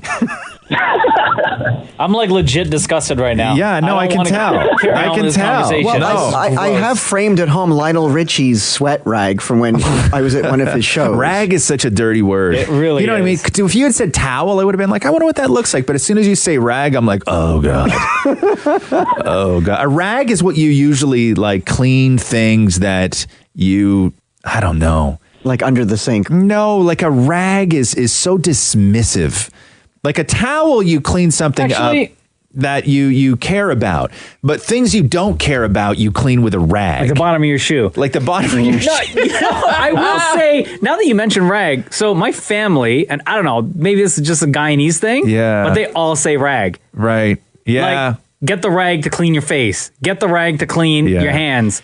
Go wipe up the table. Go get the rag. Yeah, see, I'm, We say shmata. Shmata. Which is Yiddish for rag. For rag. Nobody have a face cloth? You gentlemen didn't grow up with a face cloth in the house? There's no Yiddish word for face cloth. No, it's a rag. We wash your face with a rag. Yeah, but see, you dry a knife with a towel. You clean the shovel with a rag. You know what I mean? All right. Don't you regret calling in now, Rob? No, I don't. Fair enough. Maybe a tiny little bit, but I always enjoy calling in and talking to you guys. So. Thank you, brother. We appreciate you, man. Love the show, guys. The Roz and Mocha Show podcast. They did a poll. Where's this from, Maury? They did a poll where they talked to 2,000 people and they asked them what their favorite trilogy was of all time. And there's some huge mistakes in here because they've listed some trilogies that actually have more than 3 movies. And some, I think, that have less, but whatever. Okay. But the shocking part of this headline is if you were to, off the top of your head, name the best trilogy of all time, what would you say? I would say Back to the Future. So you say Back to the Future as the best. Yeah. Back to the Future's 4 on the list. Oh, really? Where's this from? Something called SWNS Digital News Services New York. What is that? I have no idea. Oh. God. Okay, never mind then. Wait, are we counting? No, I'm kidding. Are we counting? Are we going to talk Star Wars? Yeah, so you can include the original trilogy in Star Wars because they have included the original trilogy. Okay, so I will say number 1 for me would be the original Star Wars trilogy. Okay. Number 2 for me would be Back to the Future. Okay, wrong and wrong. What? Yeah. I'll tell you this. Star Wars is actually tied for 7th. 7th place? Yes. For best trilogy. Yeah, these people are clearly mad. Here. It's tied for 7th with Pirates of the Caribbean. But haven't there been like 7 Pirates of the Caribbean movies? Yeah, there have been more than 3 pirate movies. Like I said. So anyway, they have Indiana Jones as number 1, the best trilogy, even though there was 4. I don't agree. Jurassic Park at number 2. I don't agree. The Godfather at number 3. Hello! Godfather 3 should not even be included. Thank you. In the Godfather universe. Thank you. Back to the Future at number 4. Lord of the Rings and Die Hard are tied for 5. I would argue Die Hard. And then Pirates, which there's like 12 movies in that, and Star Wars at 7. The Terminator, which I don't know, what are you including as number 3 on the Terminator? Well, Terminator 3, duh. But which Terminator 3? I know. There have been so many Terminator movies. Right? Like which one are you saying is number 3? Toy Story at number 10. Home Alone at number 11. Was there 3 Home Alone movies? What was the third one? The third one, don't even, forget it. Who's in the third one? No, Macaulay the third Culkin? one. No, some other next kid. I won't even include that. Oh, well, anyway, that's 11 on the list. The Bourne movies at number 12. These are they asked 2,000 jabronis what the best trilogies were. Yeah, people who know absolutely nothing about movies. Iron Man and X-Men tied at number 3. The Matrix at 13. The Matrix at 15. Oh, God. Alien at 16. There have been like a billion Alien movies, though. And then way down at number 18 is the Dark Knight trilogy.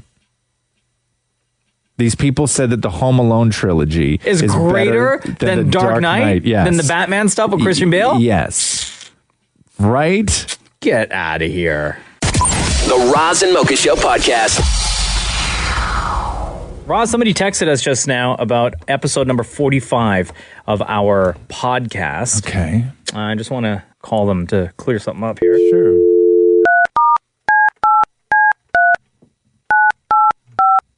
Roz and Mocha Show podcast you can get through Apple Podcasts or Google Play. Hello. Hey, it's Roz and Mocha from How are you? Oh, hi. What's your name? Hi, this is Jerome. All right, so Jerome, we got your text just now about episode 45 of the podcast. And it was a section of the podcast you said you guys are talking about ghosts and curses. I don't know about curses, but I saw a ghost one time, and I believe they walk among us. So, Jerome. I know, Roz, I didn't believe that crap. Tell us your ghost story. When did this happen? How did it all go down? Oh, well, I was a nursing student then. Uh-huh. How long ago? It was 2006. I'm about to graduate. Okay. So we're in a hospital, public government hospital. I'm on this. Imagine the place like it's a rectangle. So it's a long hallway. Yeah. So I went outside the room of my patient, going back to the nursing station. I saw this couple walking in front of, towards me. So behind them, there's a kid, and the kid is bleeding from the head. And I remember she's wearing a Blues shirt and a blue short, and doesn't have any slippers. So you're walking through the hospital hallway, and you see a kid wearing blue who's bleeding from her head. Yes. Okay. As soon as I passed the couple, so I looked closer to the kid, but for some reason I did not touch her or anything. But the kid is just walking straight. So as soon as I passed the kid, so I'm still looking at the kid, right? Then the kid slowly looked at me and just walked straight, but still looking at me. So I went to the nursing station. Then my colleagues saw me, and I was pale. They told me I was pale. I was cold. Then I told them that I think I saw something. So I went to my other colleagues, my classmates on that side. Then I asked them if they saw the kid who was bleeding on her head, and they told me, why would she be here? If she's bleeding, she needs to be in the emergency room. That's when I realized that I saw a ghost. I'm going to tell you why this didn't happen. Okay. Because you either dreamt it or you imagined it, and somehow in your head, from retelling this story over and over and over again, it has become real to you. Because you, even if you are not a full-fledged nurse, but you're in that environment, you feel some sort of sense of authority and direction in your life with what you want to do. You are a giver and a helper by nature. You would not walk down a hallway and see a kid standing there alone, bleeding from their head, and continue walking past that kid. Yeah, to be honest, when I realized I didn't do anything, I was ashamed that I didn't touch her. But the thing is, I'm glad I didn't. Yeah, I was not dreaming. It was real. I was on duty, and yeah. Your story is just as believable as Maurie's encounter with a ghost, by the way. Yeah. Maurie's encounter with a ghost, there's so many holes in that story. Yeah, just yours is just as believable. Listening to you tell your ghost story is just as ridiculous as listening to when Maury slept in a haunted hotel and saw a ghost one night. Yeah. Just as ridiculous. If anybody doesn't remember, we'll come back and we'll play that. All right, thanks, Jerome. Oh, yeah, thanks, guys. Hey, bro. Here we go. The Roz and Mocha Show podcast. My least favorite days on this show are when I have to sit here and talk to knuckleheads about ghosts. Maury, my love, please join us again. So we were just talking about Maury's run-in. That has changed my life forever. With a ghost. Fake. And when you've seen a ghost once, it really changes how you look at life. Stop it. So where were you? I was in Winnipeg. Okay. At what is... Scary Winnipeg. Yeah, you were in Winnipeg. I was in Winnipeg. Yeah. I was staying at what is considered... Don't do that voice.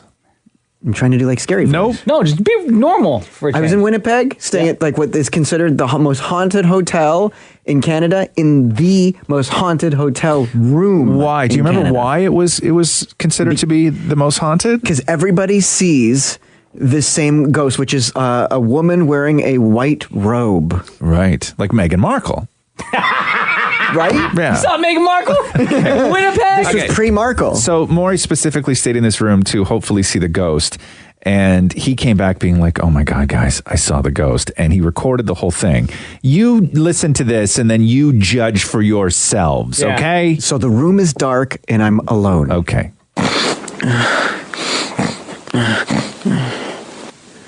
That's Maury sleeping, by the way. Oh, this part here? Yeah. Yeah, that's sleeping. That's how you sleep, Maury. Yeah. I don't know. I'm sleeping. Daddy's little piggy.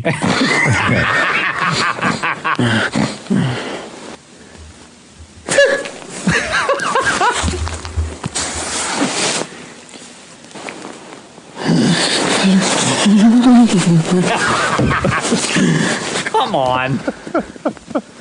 Oh my God. Are you kidding me? Are you kidding me? Holy. The room just got so cold. I'm getting off the bed. Oh my God. I'm now lying on the floor. I totally saw Kate at the end of my bed. Woman, white dress is now gone. Wow. I can't. No, I can't. I'm out of here. Yeah, okay. Come on, Maury.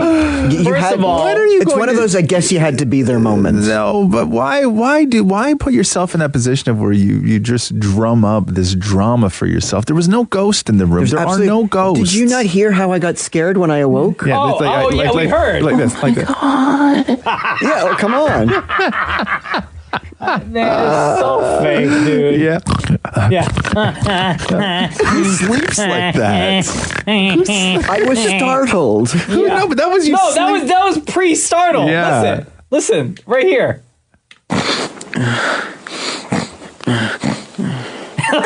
Right? Yeah, I've always been told I sleep weird. That's Yeah. Who sleeps like that?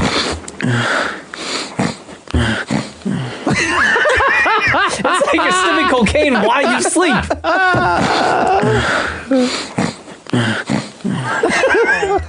Also, that breathing pattern, if you actually are sleeping, is quite alarming. Yeah. People shouldn't breathe like that while they're sleeping.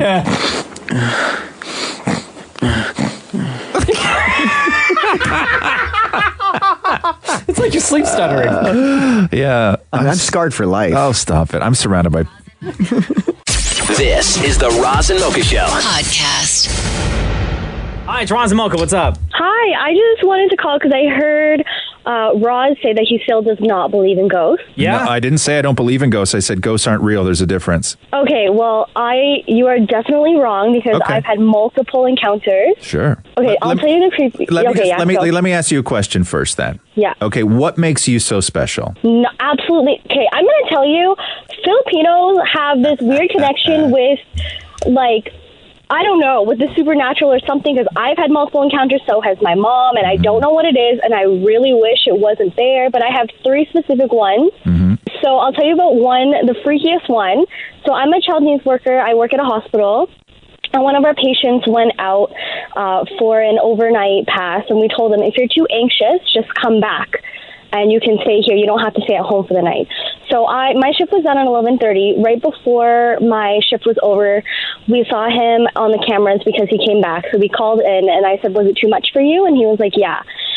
And he was just like, I just want to go to bed. And I said, fine. So I opened his door, I closed it, and then I left. And for the rest of the night, the nurses that were there and the other child needs worker that were there overnight, we do 15-minute checks on all the patients. So they were checking on him every 15 minutes. And then the next morning, I guess when they all were ready to talk about shift change to get ready for the next day, our manager told us that the patient that went out last night had killed himself. And we're like, no, he didn't. He came back. Like, we were there all night. We checked on him every 15 minutes, and we went into his room, and like his bed was made. It's like he wasn't even there, and it was just the weirdest thing. And I wanted to quit. You're delusional. I don't know about that. I'm not delusional. Yeah, you are. So you didn't just see a ghost. So a whole floor of people at the hospital and the security camera saw a ghost. Well, there was only 2 people working during the night, but I don't know. It's people. I think people say their goodbyes before they go off to wherever they need to go. Did you go back and check the security footage afterwards? Yes, and nothing was there, obviously. Right. How long had you been working at that point? How many hours? Only 8 hours. So you didn't see a ghost. It didn't. How it did I didn't not happen. see a ghost? It didn't happen. It totally did happen. No, So you mean to tell me before this patient passed away, they went back to make up their bed? No, like they said he did it while he was on his visit, so he didn't even come back at all. Yeah. So who made up the bed? So the bed was, I don't know. The bed was made from the morning before he left. Right. And you checked on him every 15 minutes and he was in the bed. Yeah. No, you Well, I wasn't there, but they said that he was. Oh, see, so you didn't actually see. This is based on what was being told to you. No, I opened the door at night for him. Yeah, but you didn't walk into the room. No, she let him into the hospital. I let him onto the unit, and then I opened his door so he could go into his door. Right. Oh, okay. Or into his room. Yeah, you had a conversation. Hey, how was it? Okay, good. Hey, welcome back, right? Yeah. No, you didn't. Yes, I did. We're gonna put you on hold. You and Maury can sit here and talk about your fake ghost stories all day. Okay. Maybe you fell asleep at work and you were snoring like this. This is what happens when you're talking to non-believers. No, it doesn't. And you know what's going to happen now is I'm going to get accused of being insensitive. Oh, don't worry. Twitter, the texts are blowing up by that. Are they? So, Because I'm insensitive because I'm the only adult in the room trying to tell people that ghosts aren't real, and I'm the crazy one. Because you need well, when it happens to you. Yeah. Okay. Well, what's your name on the phone, by the way? I'd rather not say. Yeah. Because of embarrassment, right? No, because I don't know if that was confidential for the hospital. Believe me, that time a ghost came to work is not confidential because it didn't actually happen. Thanks so much for calling in. Thank you. Bye, love. Hi, it's Roz Mocha. What's going on? Not much, just driving to work. Oh, what can we do for you? I have a really interesting ghost story about my summer trip in London. All right, so I want to start with your name first. Brittany. All right, Brittany, how old are you? I'm 25. And how long ago did this happen? July. So just a few months ago. Oh, so this year? Yeah. Okay, so what happened? Go ahead with your ghost story. So I was in London on a trip with my mom. Okay, London, England or London, Ontario? Sorry, yeah, London, England. Okay, go. And, doing all the touristy things, we go to Kensington Palace, which is where Prince William and Henry and Meghan and Kate all live. Thanks. But you can actually go and tour it. You can walk through it, and you pay money, and you go through the Queen Victoria and Prince Albert suite. Okay. I'm a history teacher, so I was geeking out. Yeah. And I was just walking around, and all of a sudden I felt like something hit my head, like my forehead. And I start looking up, thinking maybe I've walked into something because I'm not paying attention. And I'm looking around, and I'm looking so confused. And the tour guide comes over, and she goes, "Is there something wrong, miss?" I'm like, "Oh, I just feel like I just got hit in the head." And she was like, "Oh, yeah, that happens all the time. The ghosts are pretty active here, and sometimes they like to touch people." So you got bonked on the head by a ghost. Literally, I got face palmed by a ghost. Mm-hmm. And I'm a huge skeptic. Huge skeptic. My mom, she thinks she's a medium. I tell her she's crazy. Yeah. I'm so, not believing in that stuff. And then all of a sudden this happens, and I just am like, what? And you know what? After being in London, there's some things that happen that I just can't explain. So you're the daughter of a medium, which means that you're. Oh my God. So you're exactly okay. No. So you just believing in ghosts, not claiming you can talk to ghosts, makes you the normal one in your family. So this is how you've normalized your belief in ghosts and the fact that you were in Kensington Palace and you're so special that you got touched by the royal ghosts. Okay, and so you've normalized this insanity. I don't. Yes, No. you do believe in ghosts. I do not. I do not. And can I tell you, I've been to so many places, all right, around the world where you're in somewhere decrepit. I remember crawling through a hole where I could barely breathe, Maury. Crawling through a hole where I could barely breathe in the bottom of the Great Pyramid in Egypt. And through a translator, our tour guide looked at us all and said, "Watch out for ghosts." Okay? It's what tour guides say to tourists. Yeah, I don't know if I believe that, Brittany. I swear, I promise you. Okay. Some of the things that happened on that trip. Okay, but did you ask a question? Did you ask your tour guide which ghosts allegedly are floating around the palace like that? No, they don't really explain those things. It's just more if you ask, they will tell you. All right. Right? Yeah. I didn't even ask. I just kind of stood there and was like, "Oh, my head." And she was like, "Yeah, that happens sometimes, especially in this area of the castle because it's so old."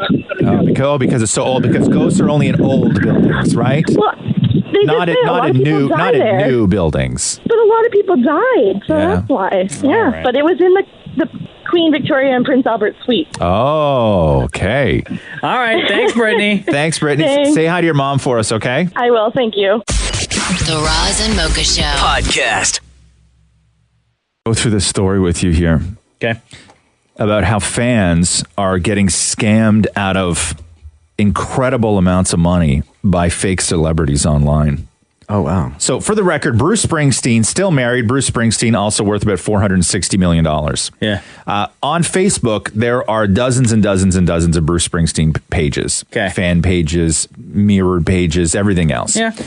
So in this article here, there's one woman named quote unquote Mary, who I guess started exchanging messages and pictures with Bruce Springsteen over Facebook. What kind of pictures? Just pictures. Okay. Started off great, but then the tone, she says, became flirty.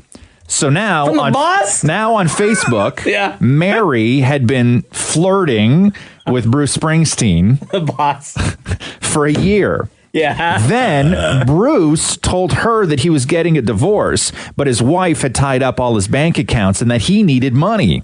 Bruce Springsteen, Mr. Born in the USA, needs money from Mary. Yeah, and so what he suggested to Mary was that Mary send him iTunes gift cards. Why? So he can download his own albums? Yeah, so she sent Bruce Springsteen iTunes gift cards, $400, $500, $600 worth, she said, over the course of a couple of weeks. Oh, Then fake Bruce Springsteen texted her a picture of a stack of gold, saying that he needed money to ship his gold back to New Jersey from Dubai. And the gold was worth millions. Mary says, my mind was just like so overwhelmed or maybe brainwashed or something, but I don't know. But I sent him money. Oh, you stupid, Mary. Mary sent Bruce Springsteen $11,500. No! So Bruce Springsteen could get his stack of gold from Dubai back to New Jersey because his wife was divorcing him and tied up all his bank accounts. Bruce Springsteen, by the way, as we said, happily married and worth $460 million. Yeah, but you got to deposit that gold into Wells Fargo account. Celeb, wouldn't you fall for the same thing if you thought you were talking to Bruce Springsteen? Absolutely not. I'm going to send Bruce Springsteen iTunes gift cards. Like, I don't know. What purpose? I chat with Devon Sawa all the time, and if he asked for like... No, we're talking about celebrity. But if he said, can you send me $50? I don't know. I might do it. But Maury, I believe that somebody like Devon Sawa could actually use $50. That's the difference. Okay? Bruce Springsteen does not need iTunes gift cards from a woman that he flirts with on Facebook. So now we get to 78-year-old Adris Robbins, who struck up a friendly conversation on Facebook with Kenny Chesney. Oh, no. Yeah. When they asked Adris Robbins how much she sent Kenny Chesney altogether, she answered $10,000 altogether. Oh my God. Kenny Chesney does not need that money from you. Right? She said, I realize now that Kenny Chesney never needed my money, but of course it's too late. They did track the money and all that money winds up in China. They say imposter celebrity scams cost consumers $328 million in 2017 alone, with over 350,000 complaints. Oh my God. Is there any part of the story where Kenny Chesney or Bruce Springsteen reached out to these That's people? the whole thing, is that celebrities now have started to post, there is only one account. This is the only account for fans. Please pass this along because that's what this is. 350,000 people were scammed by this last year, or people tried to scam them by this last year. Did Bruce Springsteen ever get his gold from Dubai? Apparently he did, yes. The Roz and Mocha Show podcast. All right, Roz, I got to make a phone call. Sure, man.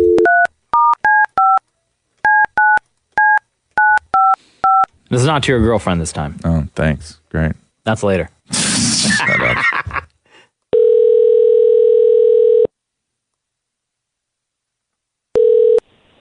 Hello. Hi, is it Sherry? This is. It's Roz and Mocha from Kiss 92.5. How are you? Oh my God, good.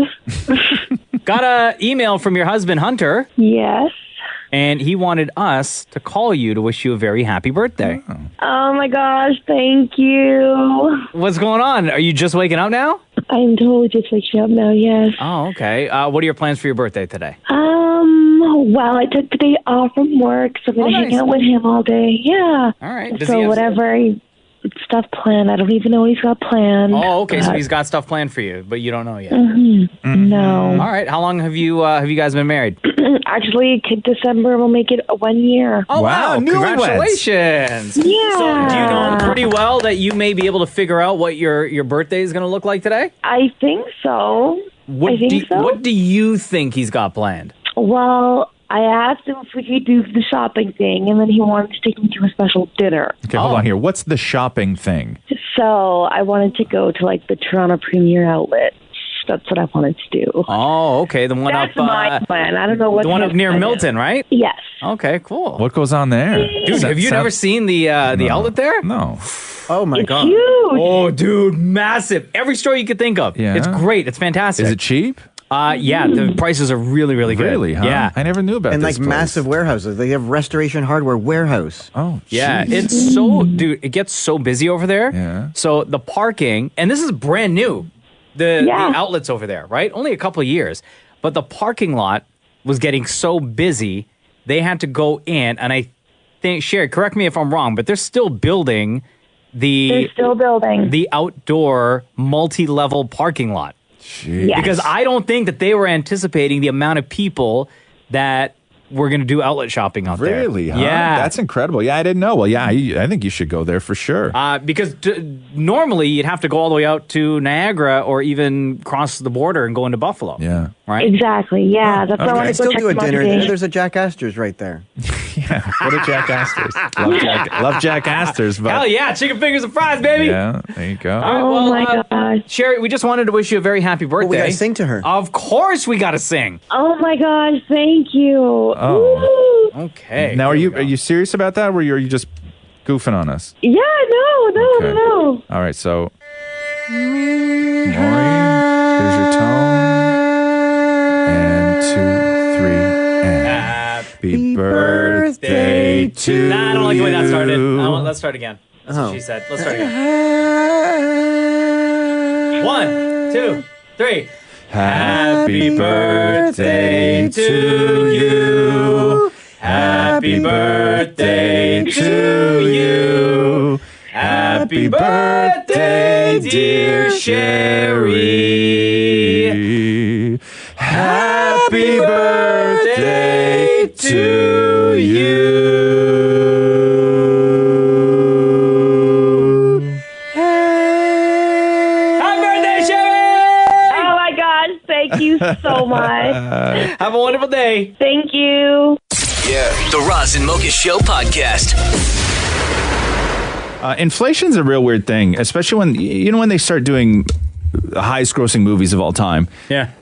They adjust it for inflation, meaning the dollar value that a movie like Star Wars made in 1975. Here's how much it would make today. Yeah, you can't just look at that dollar value because a dollar was much different in 1975. Sure. And so they went through and they figured out what $10 would be in the, I guess, decades of the year of your birth. Oh. So for instance, $10 today in 2000 was roughly $15 it's worth. What? Yeah. $10 today? Yeah. So was worth $15 in the year 2000. Yeah. Serious? Yeah. $10 in 1990 would be like $20 now. $10 in 1980 would be like having $32 now. Wow. $10 in 1970 would be $67 now. What? And if you were born in the 60s, $10 in 1965 was the equivalent of $81 now. Serious? Yeah. Yeah. Isn't that crazy?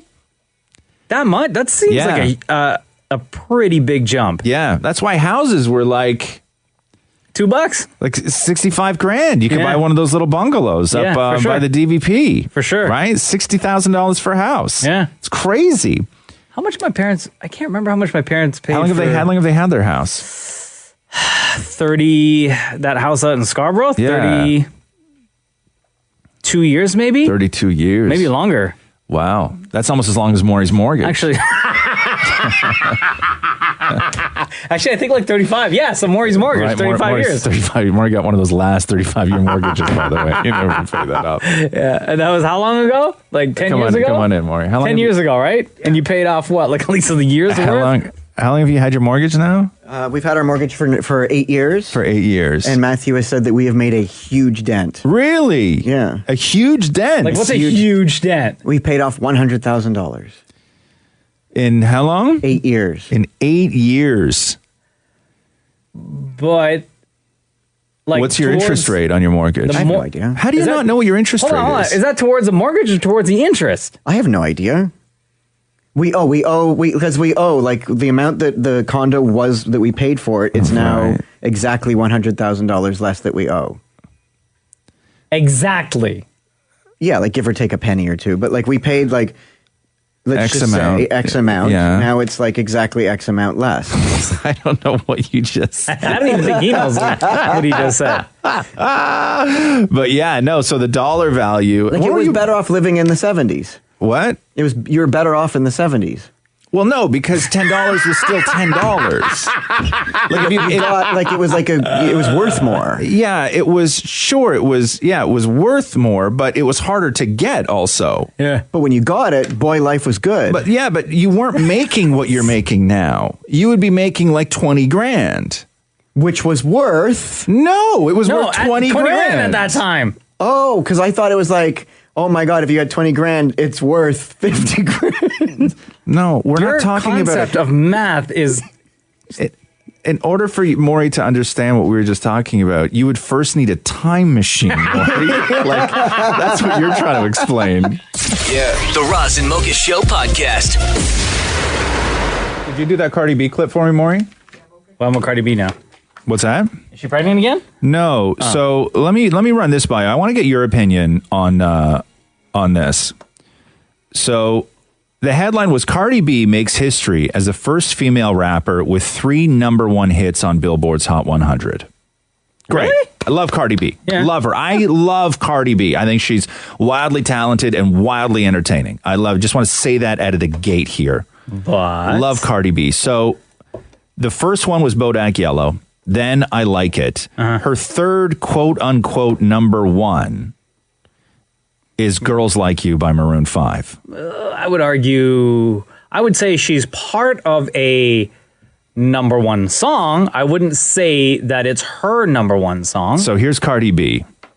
We out here in Paris, and I'm so happy because Girls Like You is #1. This is my third #1. I don't give a if I'm a feature in that song, bitch. I'm on that shit, bitch. Let's go. Anyways, let me tell you the history on Girls Like You. This is very funny because my verse almost didn't get approved because I already did 2 pop records, and my team felt like, yo, it's too early in your career to doing pop, and you don't really got a lot of urban out like that. But I was like, yo, trust my judgment. Like, this is a motherfucking hit. And for some reason, when I heard this song the first time, it made me want to cry. Maybe because I was pregnant with a girl, and the words are just so beautiful. Like, I love everything about her. And here, #1. It took us a while because of that damn Drake blocking us. But we here. So I think that when records matter, and I don't mean records as in like a music record, I think when you're keeping record of things and you're keeping record of achievements, and we are writing history of artists and what they've achieved, I don't see how you put Girls Like You as a #1 in the history books for Cardi B.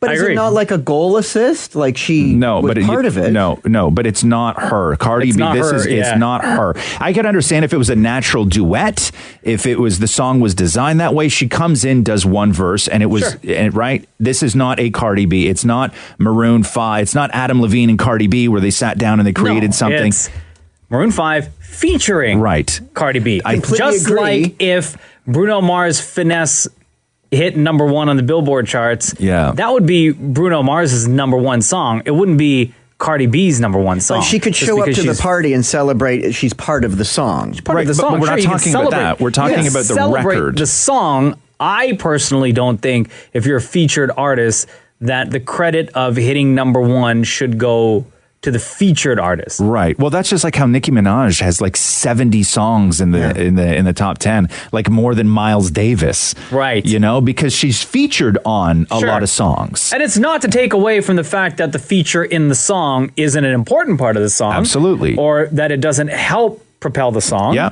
And It's I could, just- I they're could not even, the main artist or the main group. Could she argue that if her part wasn't on it, then maybe the thing wouldn't be number one? That's the argument, right? Sure, That's the argument. Because then it's just Maroon 5. But maybe it's because featuring Cardi B, her fans are going to go buy it. No, but also then you'd have to make the argument that there's no chance that this song would have gone number one without her. Yeah. Maybe not. Which I don't think that there's. It's Maroon 5. Are you kidding me? That's Of what I course. mean. You have to. There's a case to be made that this song would be number one with or without Cardi B. Because it's a fantastic But song. her verse, it really adds some flavor. Nah, I know, but the song. Then I could understand if this was a no-name band, but then you're giving credit. Then you're giving credit for Cardi B for helping Maroon 5, who clearly does not need help. She may say yeah. Yeah, Like she'd say, look, if it wasn't I'm for me, happy this would not be her. I'm happy for and stuff, but I just think that when you're keeping records and achievements and writing history. You know, Bodak Yellow, yes, I like it, yes, but I don't think she can click this in the win column for girls like you. No, I agree. Here we go. The Roz and Mocha Show podcast. Let me read you this. I'm just going through this article on every other article I read is either a story on how to save money or a story on how to lose weight. Okay. Every other article that I read. This one is how to save money and lose weight. Oh, 2 in 1. 2 in 1. That sounds like a lot of work. Thank you. To focus on both. Whoever wrote this, I smell Pulitzer. So it's actually kind of interesting. So they're talking about how to lose money and save weight when you're at the grocery. No, how to save money and lose weight. Sorry, how did I say? How to lose money and save weight? Yeah. Whatever. I can tell you how to do that. Yeah, me too. Maury? Yeah. Preach, sister. Preach. Okay, so...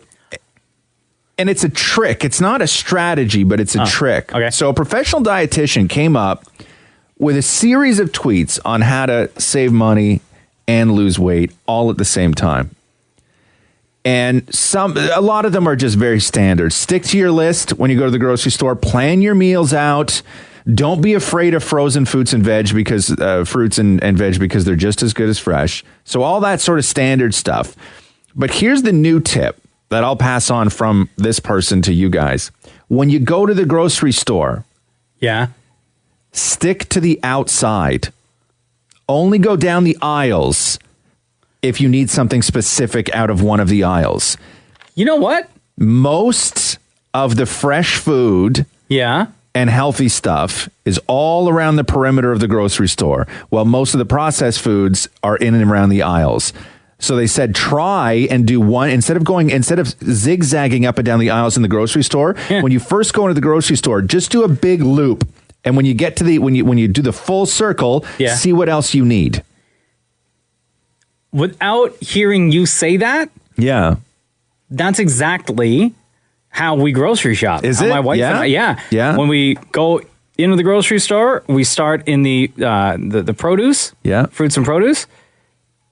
Yeah, and then we make our way to like eggs, milk, meat and cheese. And then you get to the meat, and then we go to the front. Yeah. And then that's it. Yeah. And then it's like, oh, okay, well, we need this one thing from this aisle. Can of tomatoes or whatever. Sure. And we just go strictly to that aisle and then leave. But we're never like zigzagging. But they say what will make you broke and make you gain weight when it comes to grocery shopping and your shopping habits is zigzagging up and down the aisles. Then how else are you supposed to get the chips and chocolate? Exactly. Well, that's the problem. But once you do the circle and you're like, oh, no, chips and chocolate, then you go down aisle 5. Yeah, but I'm like, well, I need to go to the aisle 5 for chips and chocolate. But then you're part of the other list, which is, stick to your list, make meal plans. Like if you're making meal plans and you have chips and chocolate in your meal plan, I don't think saving money and losing weight is part of your plan. And where I go, ice cream is on the outside. Right. Oh, no. Ice cream's on the outside. Yeah, the freezers wrap around one of the corners. So, hey, I'll follow his thing then and stick to the outside. Yeah, no, but that's really interesting, though, because you're right. And if you shop like that, Mocha, because I'm trying to think of most grocery stores. When you walk in, you walk right into produce, right? Yeah. Most grocery stores, you walk right into produce, and then usually like a bread section. Yeah. So mine, it's produce, meat, dairy, cheese. Meat? Meat is right after produce, like the meat and fish. Really? Yeah. Huh. Then it's then it's dairy, then it's bread, then cash registers. Yeah. Okay. Oh, but also, you know what else is on that outside normally? What? Hot dogs. Oh. You know what else is on that outside normally? What? Hot dog buns. Oh, now you're talking. The Roz and Mocha Show podcast. Press conference went down yesterday. Kyle Lowry, Kawhi Leonard, of course, everyone eager to see him in that jersey. Yeah. Officially. For as long as he wears it. For as long as he wears it. Yeah. Until he goes off to LA next year. Yeah. As the speculation is. But who knows, right? And since that big trade in July, DeMar DeRozan going to San Antonio and Kawhi Leonard coming to Toronto, we haven't heard anything from Kawhi. Nothing. Like literally, like no words out of his mouth other than people say that he wasn't happy with the trade or he wasn't happy with coming to Toronto. And it was interesting because it happened right around the same time that John Tavares was signed to the Leafs. And it was the exact complete opposite reactions from both the fans and the players involved in both those two deals. Complete opposite. So we heard from Kawhi yesterday. And man, oh man, did we ever hear from Kawhi yesterday. Oh no. Because the narrative changed from Kawhi Leonard finally speaks to Kawhi Leonard, what the hell is up with that laugh, bro? Really? Yeah. Okay. Oh my God. It started to trend on Twitter. Oh, so he was laughing at least. People were commenting on Instagram. Just listen to this, all right? Because everyone wants to know about Kawhi because nobody knows anything about Kawhi. A lot of people up here don't know much about you. How would you describe yourself and what would you like people to know about you? I'm a fun guy. Obviously, I love the game of basketball. I mean, it's just more question you have to ask me in order for me to tell you about myself. I just can't give you a whole spiel. I don't even know where you're sitting at. That's a great laugh. I know, but people were like, I don't know what it was. Maybe because it was the very first time we'd ever heard Kawhi speak, right? Of course. And like the city was literally on the edge of their seats, like waiting to hear from this man. Yeah. And the one thing, because he's got this stone cold face. Yeah. You see like zero expression whatsoever. All of a sudden he smiles, you see his teeth and you hear his laugh. So that reporter had a whistle talk too, huh? A little bit. Yeah. So I kind of went through and gathered some of the funniest comments. People referencing Kawhi Leonard's laugh. Yeah. He laughs like he's got 4 bodies that nobody knows about. When you mix a laugh with a cough. Someone else wrote he Googled how to laugh last night. Yeah, exactly. It's been so long since he laughed, he doesn't know how to do it anymore. This guy sounds like he's in a sunken place. Oh, no. Sounded like he hiccuped mid-laugh. Somebody else wrote, yeah, y'all got jokes until he leaves for L.A. It's true. He ain't staying in Toronto. It is confirmed with that laugh. Man looks like it hurts to laugh. Man is laughing in a different language. Sound like he crying and laughing at the same time. When someone puts a gun to your head and tells you to laugh. Sounds like a broken down car trying to start up again. Come on, that man. laugh sounds like it needs an oil change and air filter because it's been a while. And finally, and by the way, these are all comments from people in Toronto, okay? Sure, yeah. Sounds like my laugh when my mom pinches me under the table for not smiling around my distant cousins. Welcome to Toronto, Kawhi Leonard! The Roz and Mocha Show podcast. I'm always amazed when I learn something new about Moore because I thought I had him figured out because really there's only 3 things to learn about him. Well, I only know one. You only know one. I learned something about Maury today. So we're driving to work. He drives me in every morning in case you don't know that. And Maury is not the greatest driver in the world. I've never been in an accident. Never signals, and I've been in the car with him for 15 minutes. He never once checks the rearview mirror. But when it's raining, pouring rain. Yeah. And you know that Maury doesn't just put the windshield wipers on? He lets the windshield fill up with rain, and then he just does the thing where he clicks it once and then off again. Why? I don't know why.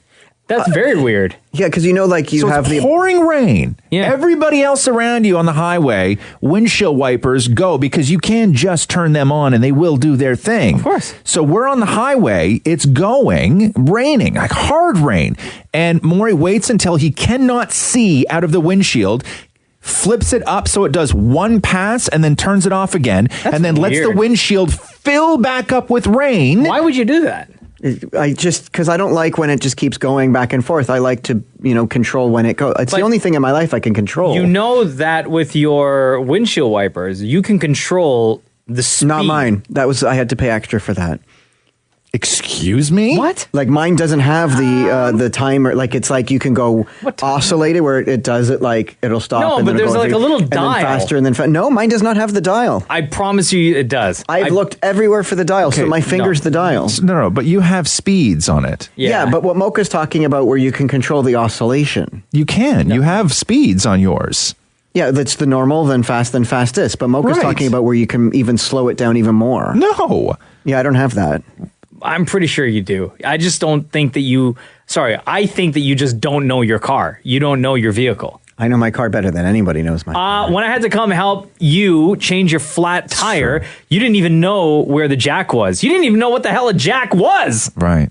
That is true. That's true. Yes. That's very true. That's true. Anyway, I found it very interesting. One at a time with the windshield wipe. One at a time. That's so weird, man. It gives you something to do. Hey. The Roz and Mocha Show podcast. Lily Bernard is on hold, Roz. Lily, back in the 90s, had said that Bill Cosby drugged and raped her. Of course, yesterday it all went down. Cosby finally sentenced to 3 to 10 years in prison, meaning that I don't think he'll be eligible for parole for quite some time. So, Lily Bernard, this has to be a fantastic day. You want to talk to her? Hi, Lily. It's Roz and Mocha. Hi, Roz and Mocha. How are you? Doing great. Right off the bat, you sound like in a 10 times better mood than you would have sounded any other day the past couple of years. Oh, gosh, yes. It's a new day. How are you feeling this morning? Have you had a chance to just sort of sit with either your family or other victims and kind of go through what this means? Oh, I love that question. I haven't seen my family yet because they're in Los Angeles and I'm here in New York City, but I did spend a lot of time with maybe 15, 17 of the other victims. Yeah. And they were at the courthouse. Afterwards, we gathered for a meal, but yeah, it's surreal for me, at least. I just never in my life expected that this moment would come. Lily, were you at the courthouse yesterday? Oh, yes. Yeah. I was in and outside of the courthouse in the torrential rain. It was like this baptism, when we came out. What was the general conversation before the verdict was read versus what happened right after? I would say that we were all pretty much skeptical. Mm-hmm. I was keeping my expectations low, as were some of my survivor sisters. And I never once did I expect that he would hand down a maximum sentence of 10 years, never once. And he gave, of course, a minimum sentence of 3 years, which means he has to serve 3 years before even being eligible for parole. Mm-hmm. And a lot of us talked about that. We will be there every step of the way when those 3 years are up to testify to the parole board as to why he should continue to remain in prison. I looked at it as an absolutely landmark decision in the history of gender equality and women's rights. As monumental as this is because it's Bill Cosby, I still think, and maybe you disagree with me on this, I still think that the headlines for this are wrong, and they're not nearly... There's a part of the story that's missing. There's a narrative to this that's missing. And yes, Bill Cosby is going to jail, and he was America's dad, and he's an icon, and people love him. But we haven't yet dug into the fact that what we witnessed yesterday was quite possibly the most notorious serial rapist in the history of America was finally put in jail. Yeah. Because I have never read another story or another account or another court case where somebody had 60 accusers against them. 63 accusers. 63 publicly known accusers. And I know 4 or 5 other women personally who were also abused sexually by Bill Cosby and have not come public. And some of them are celebrities. He may be the most notorious serial rapist in American history. I absolutely agree with you. And that's a really good point you made. You're the first reporter that heard say that. Like, this is bigger than just Bill Cosby. This is monumental. Yes, absolutely. Absolutely. I totally agree with you. Much bigger than Bill Cosby. And it sounds weird to say congratulations, but congratulations. I don't know what other word to use. I don't know what other word to use at this point, but yeah. So best of luck to you, and continue with your life. Start the healing process, and spend some time with your family. Thank you so much. I really appreciate your sensitivity. Damn, girl, you sound so happy today. I gotta tell you. Right? With my sleep deprivation and all. I'm about to get on Democracy. Democracy Live this morning. So, but thank you so much. Thank you, Lily Bernard. It took a Canadian family to do it, right? Yeah. A Canadian family. Yeah, Andrea. We can't forget about Andrea in this conversation either. No, you can't. No, you guys are progressive. We appreciate your time, Lily. Thank you so much. My pleasure. All right, take care, you guys. This is the Roz and Mocha Show podcast. So we all know that. Damn it, Maurie, come in here for a second, please, my love. We do know, damn it, Maurie. Maurie has a fake manager. Do you mean my buddy Mark Bentley? Yeah, Mark Bentley, who is actually Maury, and he has like a Twitter account and everything else. Let's just say allegedly. Allegedly. And not allegedly, it's there. Mark Bentley tweeted Halle Berry last year during TIFF asking if she needed new representation. All I'm saying it's out in the world. People who Mark might call might listen. Right. We don't need to ruin this. Right. So Mark Bentley does things like call ahead to hotels for Maury. He says it's his birthday, even though you have to show ID when you check in to get a better room and champagne and everything else. But it always works. Mark Bentley has got Maury perks on airplanes. Mark Bentley has done a lot of stuff for Maury. Mark Bentley's currently working on my New York trip this Christmas. Right. Oh, no. Lady Gaga, who is a superstar, probably going to win an Academy Award this year, doing the rounds promoting A Star Is Born. And she's on Ellen today. And let me play you this clip of Lady Gaga on Ellen talking about when she was just starting out in the game.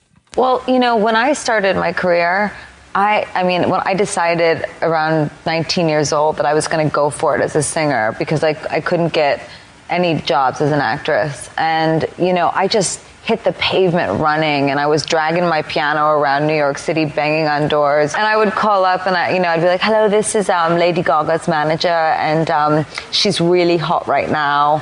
And we would like the 10 p.m. slot for her. She if you can fit her in. And I used to just I pretend that I was my own manager, right? And try to get the best gig that I could. Oh, all right, little monsters. So, can I tell you? Yes. A real life Lady Gaga story. So when Gaga was first starting out, Just Dance, her first single with Akon, was just released. Yeah. And she was making the rounds. I was working at a radio station in Kitchener at the time. And she showed up at the radio station for an interview. We had a great chat. Yeah. Talked and everything, right? She was going to do a show that night at a small club, maximum like 300 people. Sure. Right? So the general manager of the radio station called me and said, hey, can you get me an autograph for this new Lady Gaga person? Yeah. And I was like, yeah, no problem. I totally forgot to get the autograph. Right. And he called me and said, hey, did you get me that autograph? And I was like, yeah, boss, I did. I'm going to leave it on your desk. No. So I took the CD that the record label had brought, opened the CD, took the cover out, and signed in silver Sharpie, Lady Gaga, thank you for the support. And to this day, he has no idea, and I think he has it framed at home. Okay, so what we've learned right now is that Lady Gaga at one time pretended to be her own manager. Damn it, Maury has frequently pretended to be his own agent, and you at one time pretended to be Lady Gaga? You win. Here we go. The Roz and Mocha Show podcast. You ever miss a flight before? Yes. Multiple times? Yeah. It's no big deal, though. It sucks when you miss a flight and you're going on vacation, but I've missed flights for work before. Yeah. It's a much different vibe. Like, you miss a flight when you're flying for work, I really don't care. Like, I'm not running. You know what I mean? Like, I'm not killing myself in a snowstorm to try and make a flight for work. There's a guy in Dublin, Ireland, who was arrested because he missed his flight. He didn't make the plane on time. And instead of trying to figure out an alternate plan, maybe get on another flight, he decides to run out of the airport onto the tarmac after the plane that he was to be on and try to flag down the pilot. Tried to hail a plane. To be like, yo, fam, can you stop and let me on? No. And 2 police cars went after him. Yeah. And the cops jumped out and pinned him to the tarmac. Yeah. Because you can't run after a plane after it's about to leave. There's one rule. There's one rule in an airport. All right? There's one rule in an airport. There's a lot of rules in an airport, but there's one thing you should always keep in mind in an airport. When you are in an airport, you should never encounter a door that you have to open on your own. If you do, you will be beat to the ground. Yes. Right? You will never encounter a door in an airport that you have to open on your own. If you're allowed to walk through, it's going to open automatically for you. You should never have to open a door. I'm guessing this guy probably opened about 3 on his own. On his own? On his own. Yeah, you don't do that. I assume with his carry-on. Yes. Right? Maybe a knapsack or a work bag that or whatever. Stupid pillow thing around his neck. Stupid pillow thing still around his neck. But yeah, tried to hail. No. As if it were a cab. No. An airplane to be like, please stop and let me on because I missed my flight. No. Like if a bus driver won't even do that. Yeah. Like TTC you think drivers. a plane is going to do that? No. When a TTC driver closes that door, looking at you dead in the eye, dead in the eye. No, you get the next one, Holmes. Yeah, I got to make my time here. The Roz and Mocha Show podcast. So Alex Trebek did this whole thing. He came back after the summer, and he showed up on set of Jeopardy with a beard. Yeah, and he's like, "Hey, why don't you go to, I think it was our Facebook page, and vote as to whether I should keep the beard or not." And this was presumably going to go on for a little while. And then Stephen Colbert came back with a beard, and then he started challenging Alex Trebek, and it was it had the potential to be this like real fun thing, right? And then Alex goes on TV. When was this, from Friday, Maury? The Alex Trebek thing, when's it from? Friday? Is this one that happened? So Friday, Alex goes on TV and says this. Sorry to have to tell you folks, but voting is now closed, and we've determined that the winner is my wife, Jean. She voted for me to be clean shaven, and so that's it. Right? Oh, no. So even if the fans voted for him to keep the beard, it all meant nothing. It meant nothing because his wife was like, I prefer you without. Yeah. And I have a problem with that. I have a problem with, there's a lot of women who don't like beards, and that's fine. But this idea that you can force somebody to shave a beard is preposterous to me. That's crazy. Right? Though. That would be like a guy saying, I don't like kissing you with lipstick, because that's always the thing, is I don't like kissing you with a beard. It's like saying, I don't like you kissing with lipstick, don't wear lipstick anymore. You'd be murdered if a guy said that to a woman. If a guy told a woman not to wear lipstick anymore, oh my God. It would be a delete so-and-so day on social media. Like you wouldn't be able to, you can't say that, right? About the Alex Trebek thing was this like I'm going to take it to the audience, because you assume they would have had a conversation about it at home before he ever took it to a vote. Sure. Yeah. Right? So it's almost like, was it a spite I know, thing? it's weird. It's weird. I don't know what it is. I don't know what happened, but they were setting this up like it was going to be something, like it was going to be a thing where they would do a tally and then a reveal and whatnot. But he just fully, for a few weeks. He just fully came out and did my wife doesn't like my beard. Oh, you know, Alex, on what television, happened to you, right? Like I was quite disappointed in that. I was expecting like some real big cool thing, or that he would show up on Colbert and they'd both do something together. I don't know, but the my wife won't let me have a beard thing is kind of, I don't know, it's weak. It's weak. Kind of a cop out. Yeah. Or I wonder if he like really didn't like the beard and he was like, I'm just going to say. But then he wouldn't have grown it all summer. I think he liked it. Yeah. Yeah. I think he liked it. Everybody liked it. You ever known a man to grow a beard who didn't like it? No. Yeah. No. Also, a white beard, that's something special. Right. Yeah. The Roz and Mocha Show podcast. We got some things to celebrate today. Another new pair of tight pants. Yes. No, today is National Pancake Day. Today is Fitness Day. But most importantly, Maury. Fitness. It's really cruel that Fitness Day and National Pancake Day fall on the same day. But anyway, well, also, you eat the carbs, you work the carbs off. Exactly. So also, Love Note Day. This day is best celebrated by telling someone you love them by writing a message of love in a form of a note. So Maury has penned a love note today. I sure have. Now, do you want to tell us who this is for at the top, or do you want to wait? You let us know. I'll let you know. Oh. Okay, so what? Do you need any special kind of music for that? Oh, Mocha's already on it. Never mind, Maury. Oh, that's nice. Dearest T. T. Oh, so it's not about me. Somebody about... I don't want to do this anymore. Anyway, I wanted to... Oh. No, I'm kidding. Go ahead. Dearest T. Yeah. Wait, is this a person whose their first name? How about you just let me read this? Oh, wow. Okay.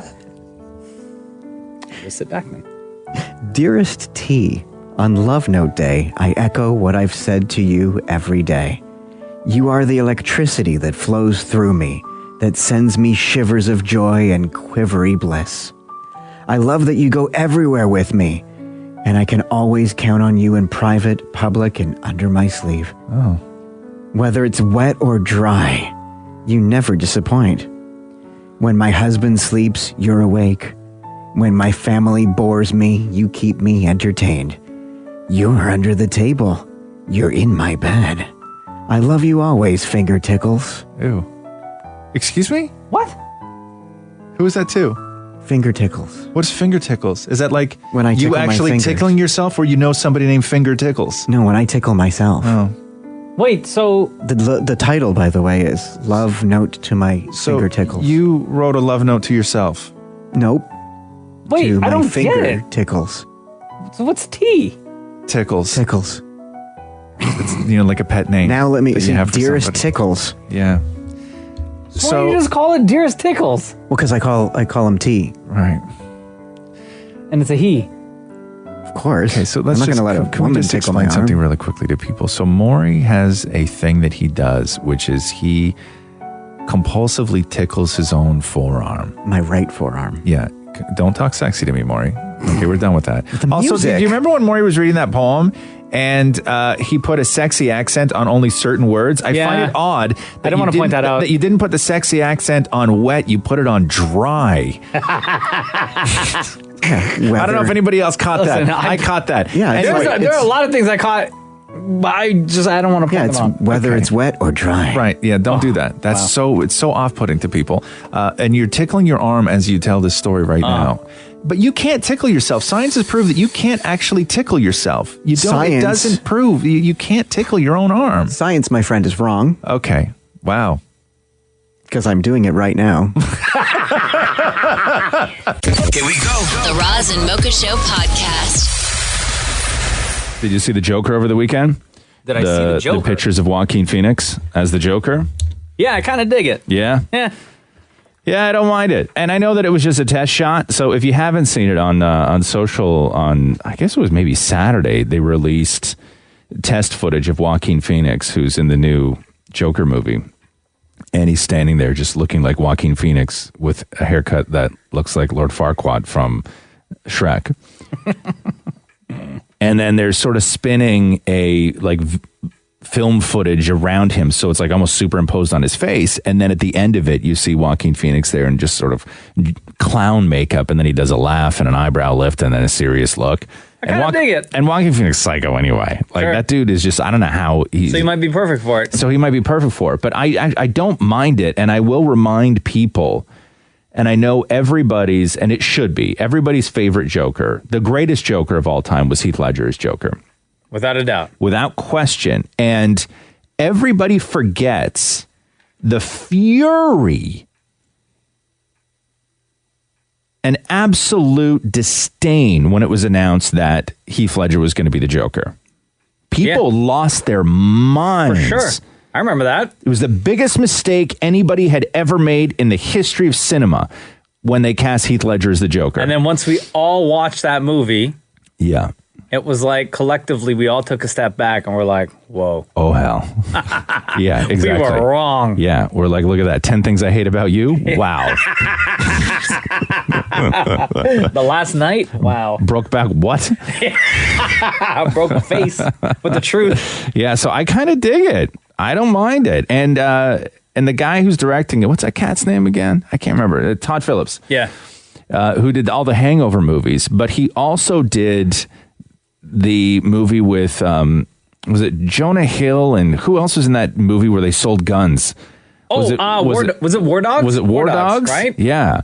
So he did that movie, and that was a great movie. It's really great. I was actually surprised by how much I like that movie. Yeah, like that movie's really great. So I know that you Todd Phillips, and you have this thing of like, the Hangover's directing the Joker movie, but watch War Dogs because it's really great. I'm still, kind of on the fence. Yeah. About the actual Joker movie,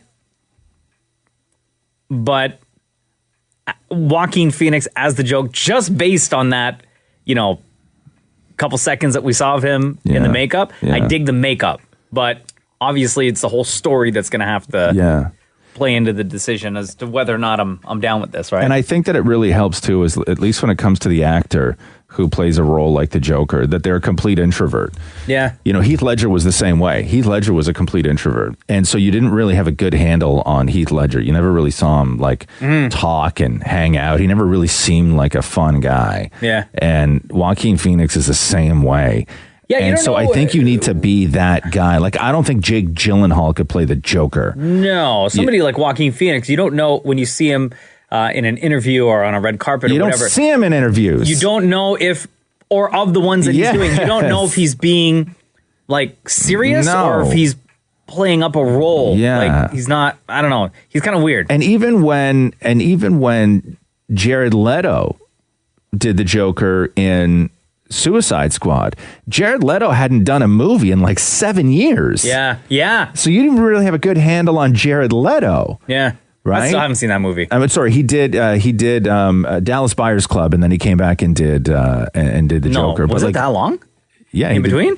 No, he did Dallas Buyers Club. Yeah. So he hadn't done a movie in like 7 years. Then he did Dallas Buyers Club. Which I saw. Then he immediately did the Joker. Oh, wow. Yeah. I didn't know that. Yeah, yeah, but no, again, so like total introvert, not like you don't have a real good handle on these guys. So I'm digging it. I like it. I'm looking forward to the Joker movie, man. So I'm sure they're going to be releasing more footage. Hopefully. Over the next little while. Here we go. The Roz and Mocha Show podcast. See Akon launching his own cryptocurrency? Excuse me? Called A-Coin? Oh, stop it. I swear. He announced it like last week. Really? A-Coin. His very own cryptocurrency in Africa. I don't hear a lot of stories about crypto anymore. Only people who like getting ripped off and stuff. Is it still around? Like, is it still as prevalent as it always has been? Yeah. Yeah. I honestly, every day I would have to sort of go through and sift through all the crypto stories to try and make sense of it all. Akon says, so what you're investing in is the future of Africa when you invest in A-Coin. I realize that this crypto is going to be the future in currency. I just watch how things change drastically. Crypto is going to be the next digital currency. So if you invest in that now, if you don't see that coming, you're a fool. That's crazy. How much do you have in crypto, Maurie? Maurie invested in Bitcoin like right from the beginning. Yeah. Small amount though, like $60, right? Yeah, back then. And then he forgot his password. And what we've learned is that once you forget your password, there's no way to get it back. What I've come to realize is that I'm a millionaire that will never be a millionaire. You're not a millionaire. You're not a millionaire, There's no way. Absolutely The not. turnover has not been that great. Yeah. And it was only $60 that you invested. But it could be. No, you couldn't be. The numbers don't work. Mathematically, you cannot be a millionaire. Yeah. Maybe you hit 3 digits. Maybe. Like 3 digits before or after the decimal point. Maybe you're at like $100. Maybe. I don't even think you're up at 100 it's yet. one of those fantasies. It could be whatever I want it to be, but I'll never get it. Like your marriage. Come on. Honestly, at least laugh at that. That was funny. Stop. Everyone, I got to make a call. I thought he was going to make a call. 911. Do you have an emergency? Yeah, damn it, Maury was burned like real bad. All right, help is on the way. Okay. No, I don't think that the math works that way. So if you invested like $60, what was it, $60? Yes, $60. Yeah, I don't think the math works that maybe you'd have like $1,000. Like, I don't know. But I don't know was like back at the beginning. So everyone's been texting me telling me that I'm a millionaire. No, who texts you? Show me one text right now. DJ Climax wrote me going, you could be a millionaire. We're going to Vegas. Hotel rooms on you. So who else? Who else? Just the one. So why'd you say everyone? Because I didn't think you'd call me out on it.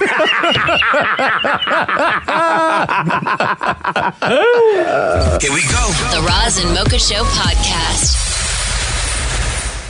So today was National Pancake Day. I love pancakes. And Pancakes are, oh God. So a new survey for National Pancake Day was released. And they say, it was an American survey. Which percentage of Americans said clearly, full stop, that they do not like pancakes? 0. You have to be nuts to not like pancakes. I don't like pancakes. You don't like pancakes? No, I don't like Why? pancakes. I don't really like it. It's too cakey, too sweet, too fluffy and good. No, I don't like pancakes. I will choose I will choose no breakfast if pancakes were the only option. Are you serious? Yeah, I think it's just 100%. because you've not had a good pancake. I've had. See, that's like don't be the weed guy, Maury. When I say I don't like weed, it makes me sick. And like, oh, you just never smoked the right weed, man. All right, don't be the weed guy. I've tried good pancakes. Yeah, no, I don't like pancakes. So 7% of Americans said that they don't like pancakes, including 2%. I would be in this 2% that actually said they quite hate pancakes. You hate pancakes that much? 62% think that what is the best topping on pancakes? 62% think is what is the best topping on pancakes? Strawberries. Syrup. Okay. Oh, I was going to say 60%. blueberries. I was going to say whipped cream. Whipped cream. No, that's for waffles. What are you doing to her breakfast? What are you guys doing? You're going I'm not saying I enjoy it. My perfect pancake is either with peanut butter on it or Nutella on it, maybe some fruits, maybe some, what do you call it, like blueberry... It's What's it called when they take the blueberries and they boil them and it turns into syrupy and... Garbage. Oh, not garbage. Compote? Compost? Oh, Not compost. Compay? I don't know. But I thought this was weird when I read it, but you just confirmed it, Mocha, which is I was shocked when they said that 4% of people put peanut butter on pancakes. Yeah, we do that. So good. We do that, and then going cinnamon on. Then you put peanut butter, bananas, and cinnamon on top. Cinnamon? Cinnamon. You say cinnamon weird, bro. Cinnamon? Cinnamon. Cinnamon? Cinnamon.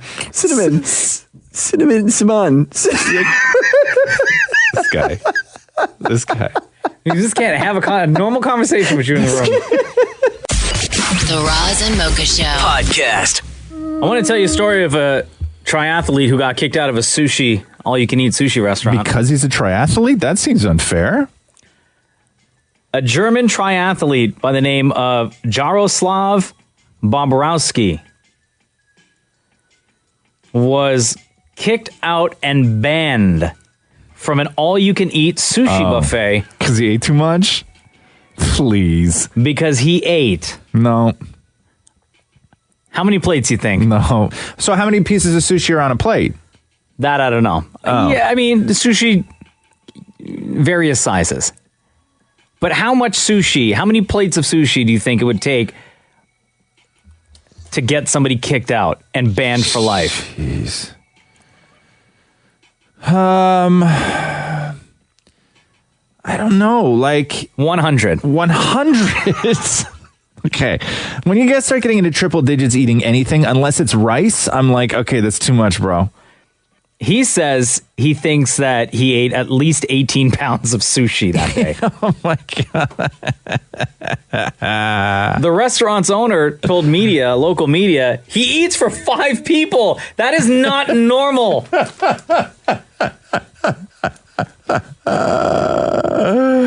Oh my God. He was no longer allowed to dine at that restaurant. He's a former bodybuilder and current Ironman triathlete. Yeah. Says that he does follow a very unusual diet.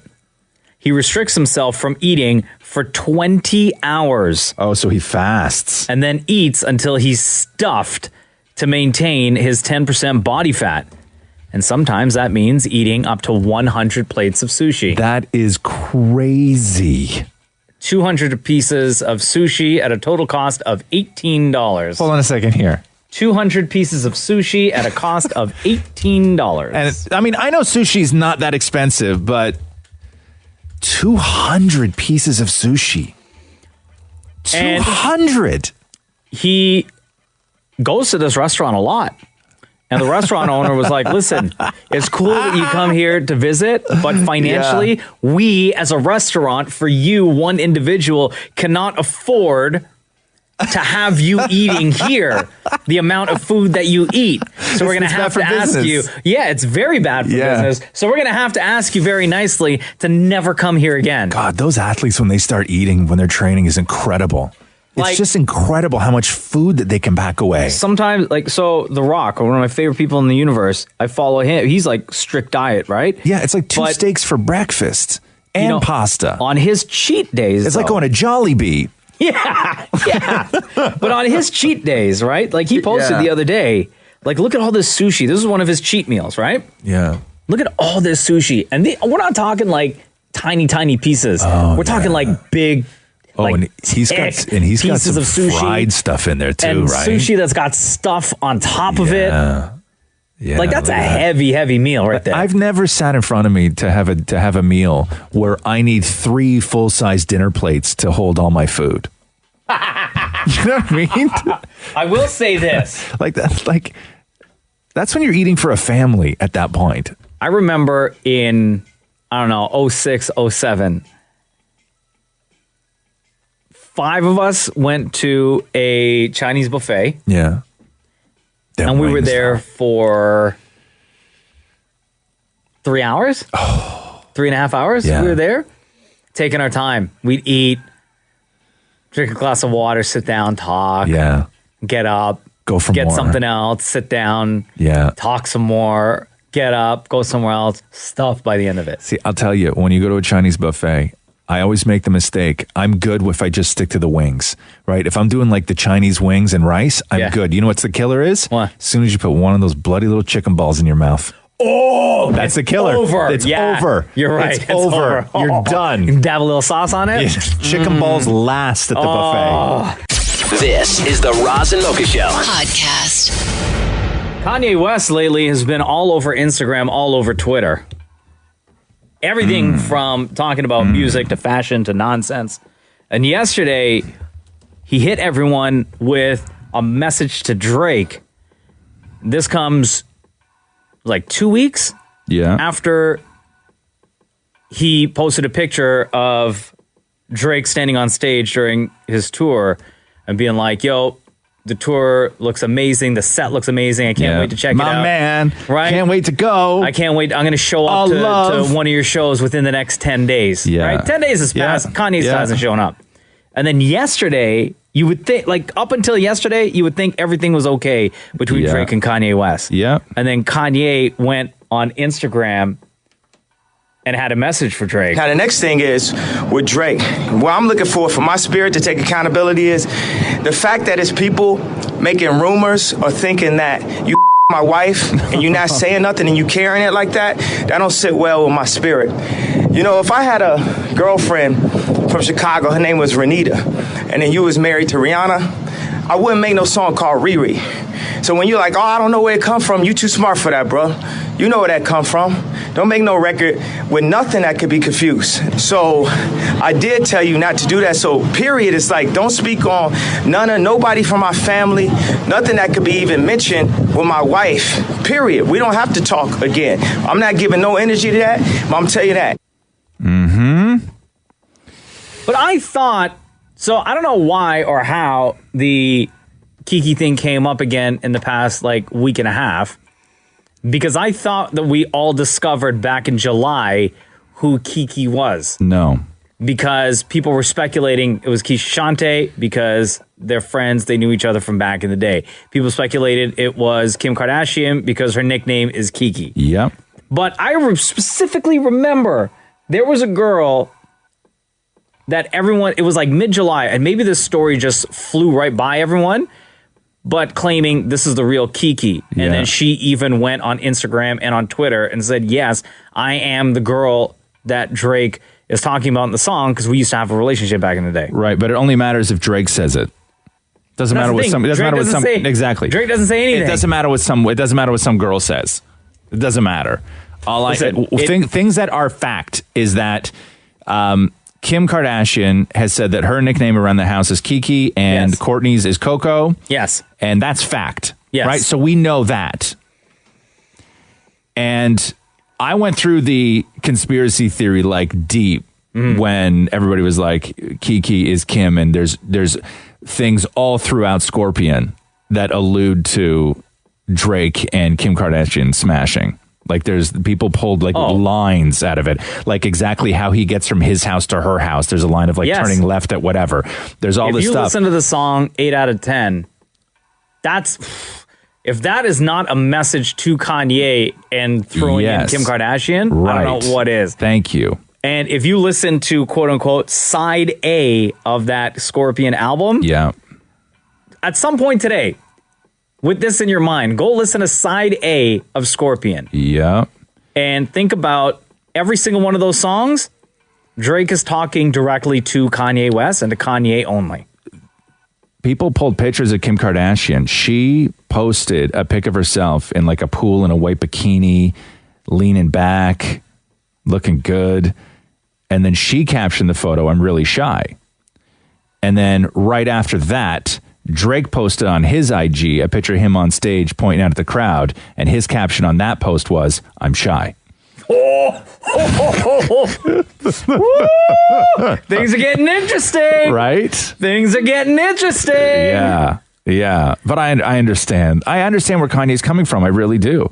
I'm like, listen, we have wives and girlfriends, husbands, whatever it is, who had a sexual history, and that's fine. They were grown people, and they're loving people, and they're passionate people, and they're sexual people. When you get somebody and you find them and you love them, they're going to have a sexual history in most cases. Yeah. But I understand what Kanye's coming from, which is like he understands that Kim had that. There's video evidence that we can all see, proof that Kim had that relationship with other people in the past. But I understand what Kanye's saying, which is stop talking about it. Right. Okay, she's my wife now. Right? We have 2 children together. Okay, stop trolling me with the fact that you smashed my wife. That's not cool anymore, which I agree with Kanye on that, unless it's still happening. But Drake's shy, don't forget. The Roz and Mocha Show podcast. I misread this, and it sounded far more interesting than what it actually is. I have something here that I wanted to play for you, and I've had it all morning, and I just never got to it. That's what she said. And I thought it read, "Flying sausages sound like screaming people." What? And I thought, man, I can't wait to hear this. But early on this morning, I misread it, and in my head, it's been flying sausages, but it's frying sausages sound like screaming people. Frying. Oh, yes. Okay. So someone posted a video where they're frying sausages in a pan, and I guess the sausage casing, when you fry a sausage, I love a sausage. The sausage casing, when the casing starts to expand with air inside of it and all them sausage juice, little holes start to develop. And the air escapes the sausage at that time. And it makes a noise depending on the temperature you're cooking, depending on the thickness of the sausage. I like a thick sausage. Depending on the thickness of the sausage. And this guy recorded it, and it's actually quite horrifying. So this is a flying sausage sounding like screaming people. Oh my God. Oh my God, it really does.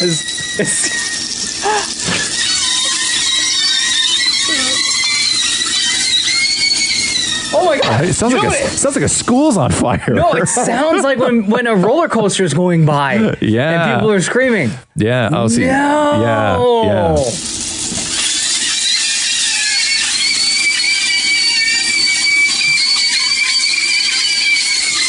Yeah, it really does. So Maury, weird. Get my journal. I'm going to write my new book, Haunted Sausage. Here we go. The Roz and Mocha Show podcast. Dunkin' Donuts in the States. Dung and Donuts? Dunkin'. Oh. You know Dunkin' Donuts? I know we don't have it up here, but...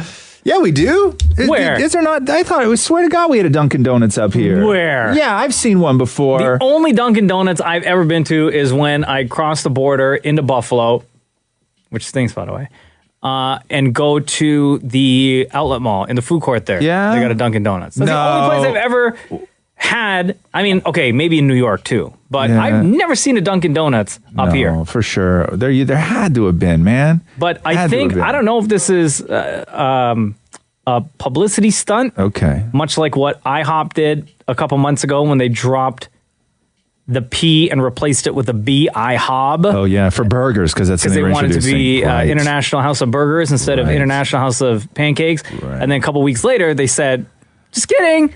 We just wanted to do that to promote our burgers. Which Fair is enough, fine. it worked. But Dunkin' Donuts says that after 68 years, they're dropping the name Donuts from their name. Dropping Donuts from the name, and they will move forward with only be known as Dunkin'. Dunkin'? Yeah. Oh.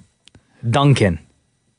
I don't know about that. Which I don't know. That may be, I don't know if it's a publicity stunt, because they said they are trying to say they are much more than donuts. Yeah. Right? But you don't. Is that like Weight Watchers just changed their name? Yeah, No, they didn't. To what? To WW. Yeah. WW what? No, just WW. WW. Who says WW? For Weight Watchers. Just say Weight Watchers. Yeah, it's a No, rebrand. now it's rebranding. WW. It's because I think it's now even considered a microaggression to even say the word weight. Because now they're a lifestyle. Yeah. company. It's everybody is shattering conventional beauty standards, and you're not allowed to say weight anymore. Like you can't even reference weight. It's a wild ride, man. It is a wild ride. You can't even call your thing Weight Watchers anymore. You can't do it. You can't do it. You can't do it. Dunkin', and I'm sure maybe because donuts make people fat, right? And I would not put it past them if this is not, like, let's say that this Dunkin' Donuts taken donut out of their name, right? Yeah. Let's say that isn't a publicity stunt like IHOP was for International House of Burgers.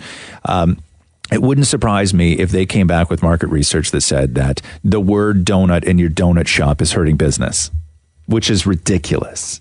But they've been there for 68 years. Yes. That's a brand. Yes. Like Tim Hortons is now a bake shop. Right, as opposed to a donut shop. Because it's in their logo now, Yeah, bake shop. Bake shop, yeah. Huh. Yeah. I find that interesting. WW. That one's surprising. Yeah. WW. Yeah. First you hit up Dunkin', then you hit up WW. Oh, what the hell's going on? Yeah. The Roz and Mocha Show podcast. Hey, didn't I just read somewhere that they're doing, what's the other reality show that they're doing? Are they doing like a Munchkin version of Dancing with the Stars? Or was it called? Junior Yeah. version, I guess? Not Munchkin version. That headline or that press release came out yesterday, right? Yeah, with Honey Boo Boo. Honey Boo Boo. Yo, we've been talking about Honey Boo Boo for like 9 years. How old is that kid now? Like at least 18, right? How old's Honey Boo Boo? Or like 15? She's got it. She has to be. She had to qualify. She'd have to be like 15. She has to be. Hold on here. Honey Boo Boo and Trip Palin. Who the hell's Trip? Oh, Sarah Palin's grandkid, I guess? Wasn't that kid just born yesterday? I guess not. For the first ever Dancing with the Stars Juniors. Right, I was wrong. It's not Munchkins. Get the mini mirror ball trophy ready, they say. The cast of the first ever Dancing with the Stars Junior was revealed. She's 13. What's that? She's 13. 13. Who, Boo Boo? Yeah. Yeah. No. That's what Wiki says. Yeah, so Bristol Palin and Levi Johnson's son, Trip Palin, Scottie Pippen's daughter, Sophia, Blackish actor Miles Brown, and Here Comes Honey Boo Boo star Alana Thompson. Each child will be paired with a junior competitive dancer, as well as a dance pro from the regular Dancing with the Stars. Dancing with the Stars Junior premieres Sunday, October 7th on ABC. Yeah. You gonna watch that? I don't think so. No, Even for Honey Boo Boo, but you're like her biggest fan. I can't watch kids do stuff, man. Not on TV. Okay, well, hold on. The kids' baking shows are quite funny. Yeah, no. I get it. But I don't know, but, like I watched Dancing with the Stars, and it was on again, I think, last night. Yeah. Or 2 nights ago, sorry. I only wanted to see Grocery Store Joe from Bachelor Nation. Yeah. He's terrible, by the way. Is he? Oh, so bad. But I like the guy. Sure. Yeah, I don't know if I'm down with a kid's version of Dancing with the Stars. What would be the entertainment value in that? Well, I have a hard kids time dancing, I Yeah, guess. I have a hard time rooting for a child because it's not my kid, right? I'll root for my own kid, Sure. right? Yeah, I but get I can't root for somebody else's kid. Yeah, I get it. It's weird. Also, 13. I mean, she's on the cusp, Honey Boo Boo, of not being a junior. No, I think 13. No, I think you yeah. qualified 13. Yeah, I 100%. say maybe the cutoff is like 16. Yeah, I think that if they're all between, say, 12 and 15, that's fine. Yeah. I don't think you can have a 14-year-old competing against an 8-year-old. Yeah, I don't know. Maybe you can. I mean, it's not. Maybe you can, for God's sake. It's not like boxing weight classes. No, right? I know you're right. It's dancing, for God's sake. What am I saying? It's unfair. Yeah, I guess it's not unfair at all. But yeah, so Dancing with the Stars Junior, if you're into that, October 7th. Yeah. The Roz and Mocha Show podcast. They did a poll and asked people to put a list together of the things that they feel are grossly overpriced. And then within that, the things that are grossly overpriced that they're still willing to pay for. What would you say? Good morning, Maurie. Yes. Welcome to the conversation. Thank you. Mocha, what would you say falls under the list of grossly overpriced? I'll give you an example. Sure. Movie tickets. People feel are grossly overpriced. Easily. I automatically think about food. Food, really? Things that are grossly overpriced, like steak. I'll tell you, food okay. Movie theater popcorn. Oh, grossly easily. overpriced. Yes. Okay. Health insurance, I guess, is in the U.S. Gas is on the list of being grossly overpriced. Yeah. Car repairs. Number 2 I was gonna say on my list would be gas. Car repairs too. I mean, I smashed up the back of my car. It's going to cost $2,000. Concert tickets. Yeah. College tuition. For sure. Apple products. Yeah, but we still pay the money for it. Shoes. Airline tickets. Yeah, sneakers. Right? Shoes and clothing. Wine at restaurants. That's the one that always gets me. Where I could go in the store and buy a bottle of wine for $18, and then at a restaurant it's $250. Yeah. Right? I know. I would say bottle service should be the number one thing on that list. Where you get off charging $300 for a $28 bottle of vodka. Yeah. That's insane to me. Because you're paying for what they call the quote-unquote experience. Right, yeah. Then anything's an experience. We're going to charge so much more. But bottle service may be the most grossly overpriced thing that has ever existed that people pay for. I can't even tell you. One year we did bottle service at a club in Vegas. Yeah. And legit, the bottle that we got at the LCBO is, I believe, $48. Yeah. And at the club in Vegas, just the bottle. I'm not even talking about getting a booth in the club. The couch rental. Or the fee to get into the club. The door fee and the couch rental are separate. Just the bottle, $48 bottle at the LCBO of vodka, premium vodka. I think it was like Belvedere or something, right? It was like almost $300. Yeah, $300. That's the markup on it. Can we add other things like avocado? Sure, you can add avocado. Hotel rooms, cable, Apple products. Now, they also say that we spend an extra $229 a month on stuff that we think is overpriced, but we also think is worth it. Now, on that list, tell me if you agree with this. Expensive skincare products. Oh, yeah, face cream. Yeah. Good shoes. Yes. Good coffee. Oh, yes. I just spent $6 on a chai. Good toothpaste. Yeah. And finally, the one thing that I fully, totally, and 100% agree, good toilet paper. Oh. Yeah, but...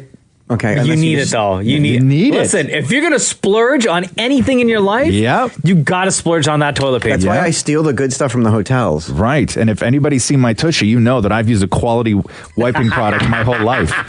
I will not go. I will not go if I have to use an inferior product.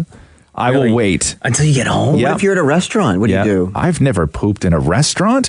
Who poops in a restaurant? Have I ever? I don't think I ever have. There are some times where you have no choice. No, there's not. There's never a time where I've had no choice. Never in my life have I been somewhere where I've had no choice. Never. Never. And you know where the worst toilet paper is? Porta potties. First of all, I can't even talk to you right now. Yeah. I may ask you to leave the room. You sure? Okay, I was at an apple orchard. What am I going to do? Leave early or hold it. You only have two choices at that point. I've never pooped in a porta potty. Ever. No, me neither. That's why I'm more like the people. And I've been fall over drunk at Lollapalooza. And he still managed to hold it. And I still managed to hold it. Yeah. The Roz and Mocha Show podcast. Hey, Mocha, one time for the podcast. Are you ready? Yeah! Let's do the news! Where is porta potty? What is the longest flight you can tolerate as a human sitting on an airplane? 5 hours. 4 hours. Yeah, I can do 5 to LA. Anything after that, I'm done. I can't. Okay, do it. yeah. Even going to London hurts too much. I can do, like LA always or regret it. Vegas, anything like that. Yeah. I can do anything longer than that.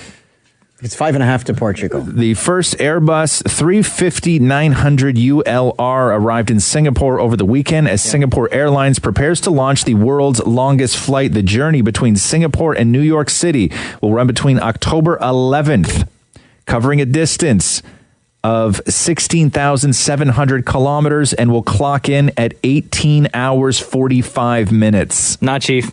Nope. Absolutely not. Do you know how many movies you'd have to watch on that flight? You know what? Maybe we're not supposed to go between those two countries. Right? Maybe people in New York aren't supposed to visit Singapore. One shot? Maybe people in Singapore, just in general, maybe people in Singapore aren't supposed to visit New York for pleasure. I understand if you got to get out of there and you got to take a boat and you got to do all this other stuff, but that's too long on a flight. 18 hours and 45 minutes. What about them flights to friggin' Australia, though? This is like 24 hours, right? No, this is longer. This is the longest nonstop this is flight. The longest? Oh, yeah. No, sorry, nonstop. Yeah, nonstop. This is nonstop in an airplane. Once you're on that plane, you are not getting off for 18 hours. The current title holder is straight up 18-hour nonstop journey between Qatar and Auckland, New Zealand. Six Flags theme park will offer $300 to anyone who can stay in a coffin for 30 hours. What? To celebrate this year's 30th annual Fright Fest down at Six Flags in St. Louis. 30 hours? Is offering $300 to anyone who will spend 30 hours in a coffin, emerging only for a brief hourly bathroom break, they say. That doesn't seem enough for 30 hours. Yeah. Like, it should be at least $3,000. Right. Like $300, you can get that doing a lot less nowadays. And if more than one contestant makes it 30 hours, there will be a draw who will determine who will get the $300 at the end of it. Like what? Man, that's stupid. Thank you Like you very rock, paper, much. scissors for Yeah, it? exactly. And the foods most Americans know how to cook. So if they did a poll saying, hey, do you know how to cook this? And people either answered yes or no. So think simple foods here. Mac and cheese. Mac and cheese is on the list, but like I'm assuming mac and cheese they mean from a box. Yeah. Not. Oh, you mean from like actual ingredients? No, but mac and cheese is on here, but I'm just saying, yeah. But they mean from a box. They mean from a box. Hard-boiled egg. No, they're difficult. That involves timing. Okay, scrambled eggs. Yes, number one on the list. Scrambled eggs? Scrambled eggs, number one on the list. 63% of people said that they can make them. 37% said that they cannot. Hamburgers, number two on the list. Oh, yeah. Grilled cheese sandwich, number three on the list. That's tough, man. Mashed potatoes. Now, keep in mind that these are what foods can you make, not what foods can you make well. Yeah. Right? Just in general. Like all these foods people could probably make, but they probably suck. Yeah, here's my thing is that why did they go all the way and say that they can make mashed potatoes, but not boiled potatoes, which are like 3 steps less than mashed potatoes? Yeah, you have to boil them before you mash them. Yeah, I can make a boiled potato. Rice. Rice is quite difficult, actually, if you don't know what you're doing. Again, it's about measuring But I'm sure they mean minute rice. Steak. Oh, that's easy. 53% of people said that they can cook a steak, but again, not well. Yeah. Pancakes or waffles. I'm assuming frozen in the toaster. Like an Eggo. Like an Eggo. Right. No, but pancakes, you have to make the batter. Right. And tacos, number 10 on the list. 52% of people said that they can make tacos. Yeah. Again, is that not just ground beef in a shell? Yeah, but you're just buying a kit, right? Like you're not mixing your spices and all that stuff. Yeah. Like I can't see that. But yeah, number one on the list, the food that most people say that they can make is scrambled eggs. Because I guess they're broken anyway, right? Sure. Like it's the bigger the mess, the more scrambly they are. All you have to do is monitor. Right. And that's it. Yeah. 4 to 5 people, they say, gain love weight in a relationship. Here are the top reasons why. You take more Ubers or taxis together instead of walking places because you no longer go on walks holding hands. Yeah. You're less motivated to keep up your physique. How is that not number one? Like, people gain weight when you're in a relationship because you won. Right? Hell yeah. What do I got to look good for now? And you're always going out eating.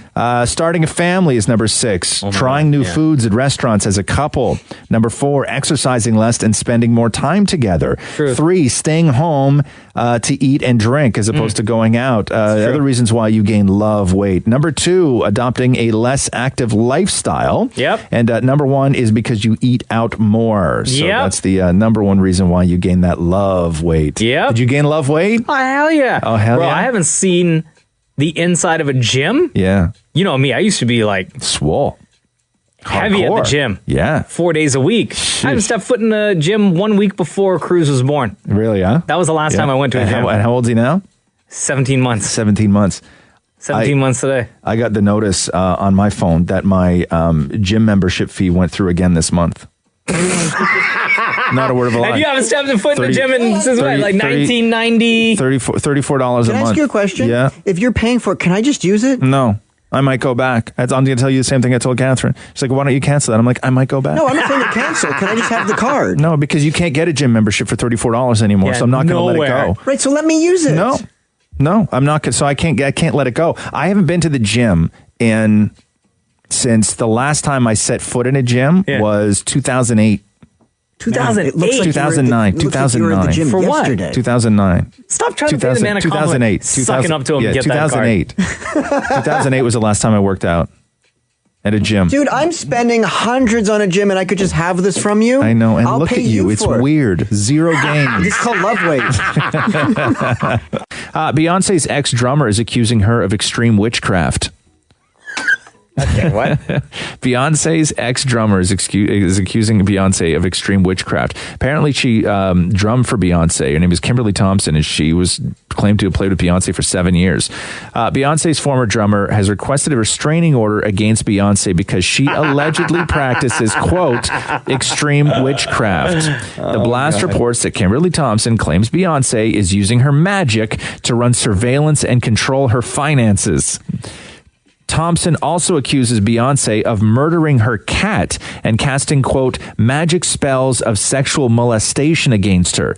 A judge denied Thompson's request for a restraining order. Baycraft? Baycraft.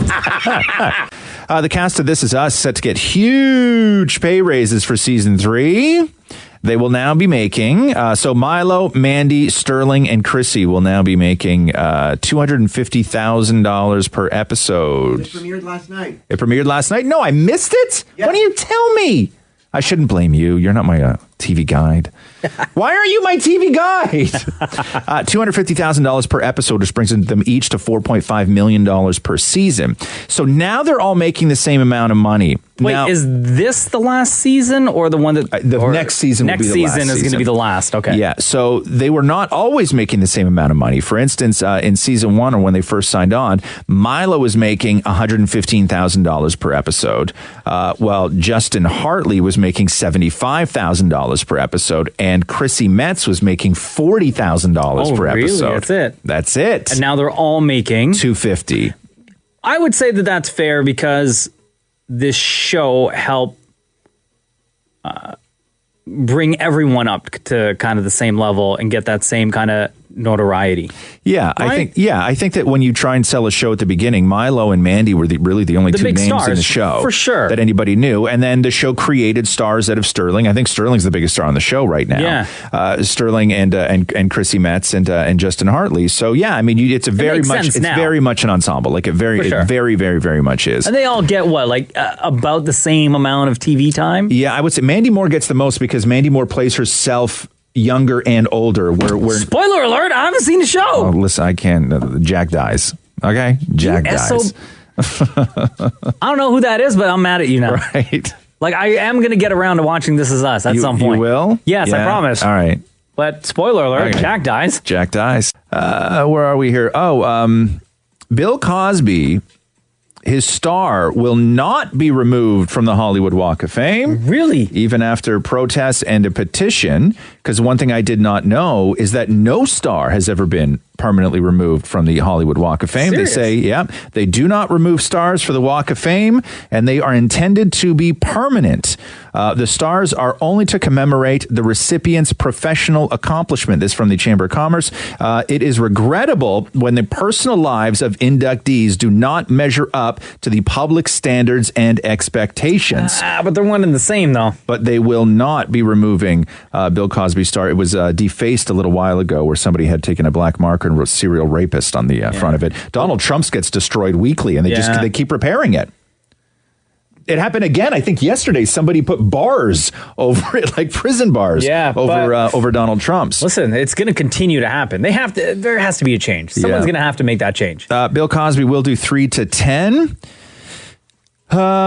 His publicist was really talky out in front of the courthouse yesterday after Cosby's sentencing happened, blaming both sexism and racism for what took down the great, in his mind, Dr. Cosby.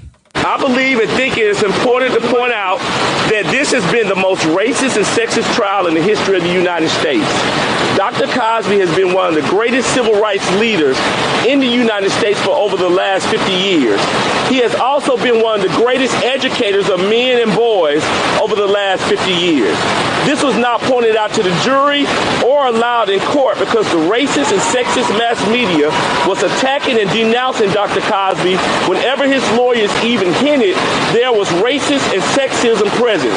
All 3 of the psychologists who testified against Dr. Cosby were white women who make money off of accusing black men of being sexual predators.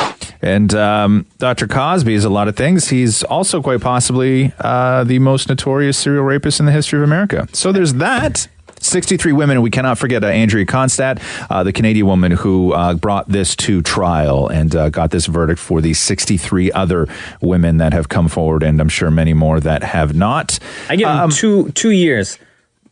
2 years in that jail before he dies. Yeah, maybe. He's old, 81. It's a hard life in the joint. Monumental news yesterday for reality TV fans, specifically fans of Survivor. Survivor in now, I think it's like 37th or 38th season. And for fans here in Canada, they're massive Survivor fans. Oh, huge. And the people who produce Survivor know that Canadians are among the franchise's top fans. But there's always been one problem. And yesterday, Jeff Probst, host of Survivor, made everybody's dreams come true. I am happy to say that finally I can say to Canadians, you should apply to be on Survivor because you can be. For the first time ever, we're looking to have Canadians on the show. This is a big deal because Canada is like, our brother and our sister in terms of viewership. The Canadians have been so good to Survivor and have for years said, when can we play? And we finally figured it out how to make it happen. And we are actively seeking Canadians to play Survivor. We're looking for you. Apply. Go to CBS.com. You'll figure it out if you want to be on the show, but it's the real deal. We're ready. People went mental for that yesterday. They went crazy for that yesterday. So after 36 seasons or 37 seasons, whatever, right? Yeah. How is it that it took this long to allow Canadians to be on Survivor? Yeah, it's an interesting story. I don't know. There's a lot of reasons. Like the ratings for Survivor in Canada are massive. Massive. You would have. Yeah. You'd think that this would have happened. Yeah, I don't know. 5 years even into the show. Yeah, I don't know if there's one specific reason, but I know that that was from they did that on ET Canada yesterday, and I think that everybody was just so overjoyed with the prospect of being on Survivor that doesn't matter anymore. Like the why couldn't we for 37 seasons? Yeah, I don't know. Do you have an answer for that? No, but I was going to ask you. Do you think this will change now with this for other shows? Like maybe Canadians can finally get on Big Brother and other shows. Well, it's the same company. They're both CBS shows. shows, right? So maybe this is still opening the door. So yeah, possibly. But that's exciting. That's I'm glad. huge news for Survivor nerds up here. How kids are bypassing the screen time limits on the new iPhone iOS. And this happened late. It happened so lightning fast, and kids are so smart. So you're allowed to limit now. You can put screen time limits on your phone. So if your kid is messing around on your phone and watching YouTube and playing games and whatnot, they have already figured out how to bypass this. One story that I read recently, this was from his 7-year-old son.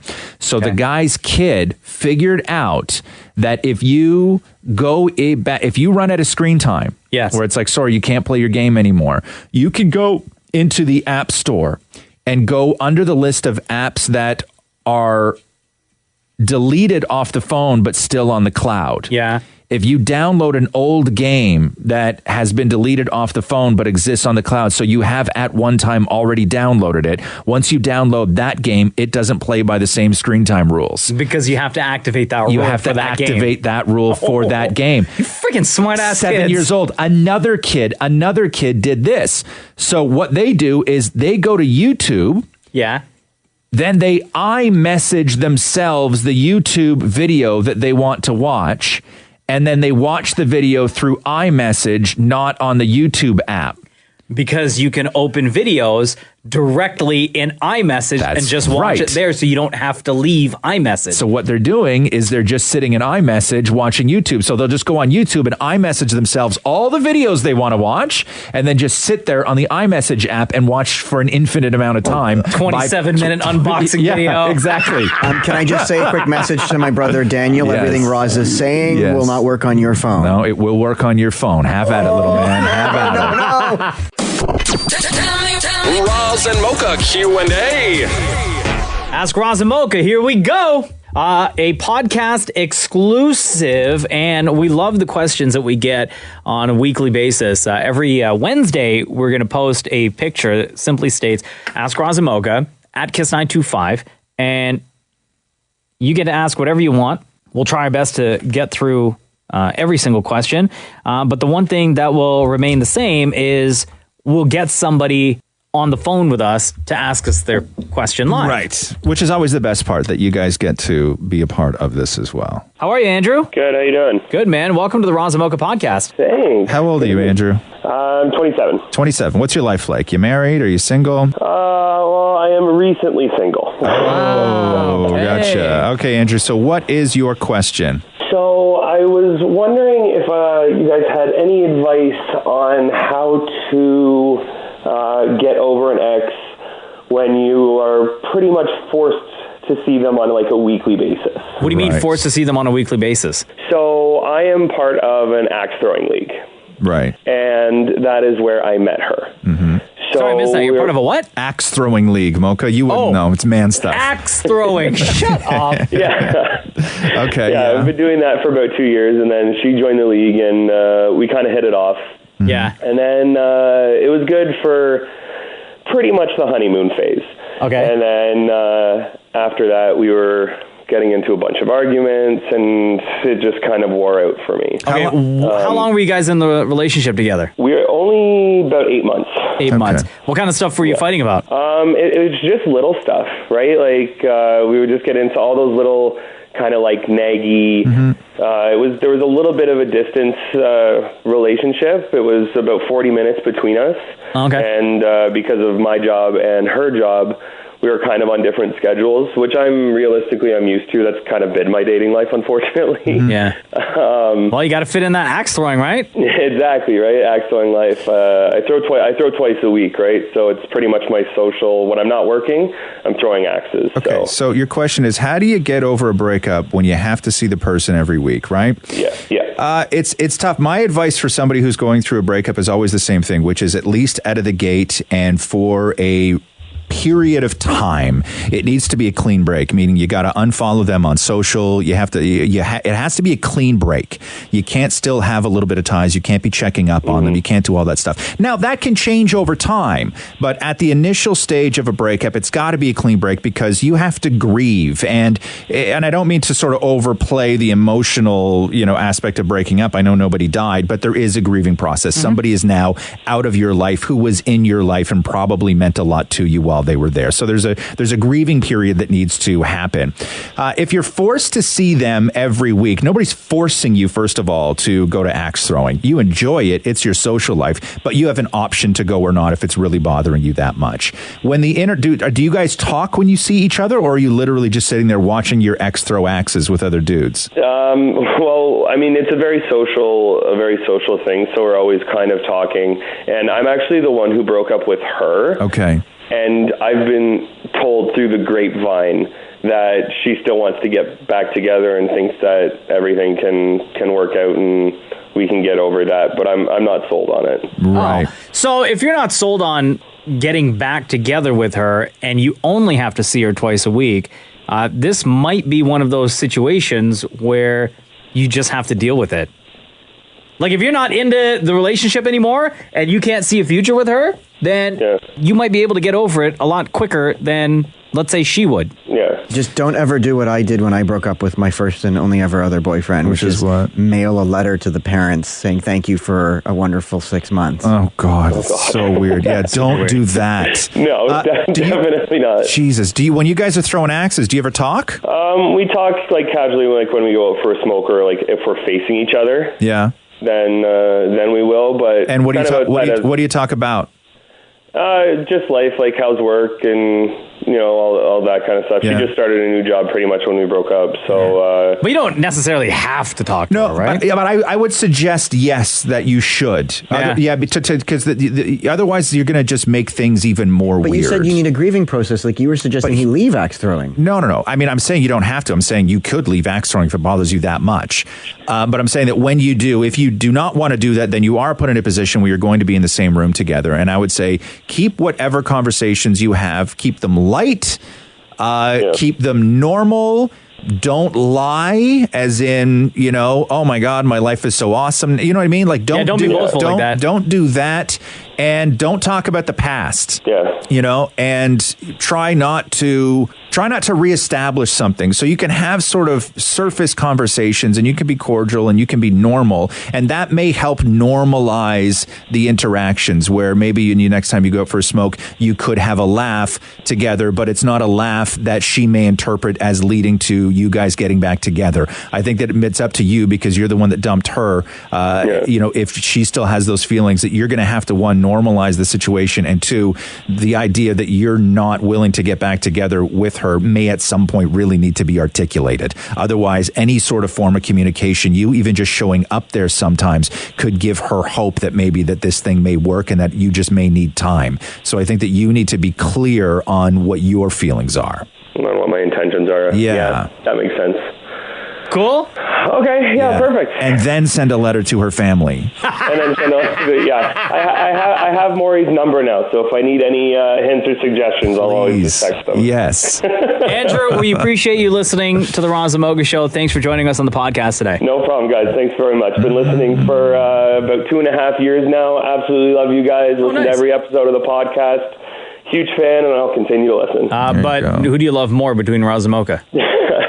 So I knew you were going to ask me this question, and I have a solid answer. Okay. It is 100% Mocha. Yeah. And there is a reason behind this, because I know Roz always gets super offended and his feelings get hurt. Oh, you should see his face right now.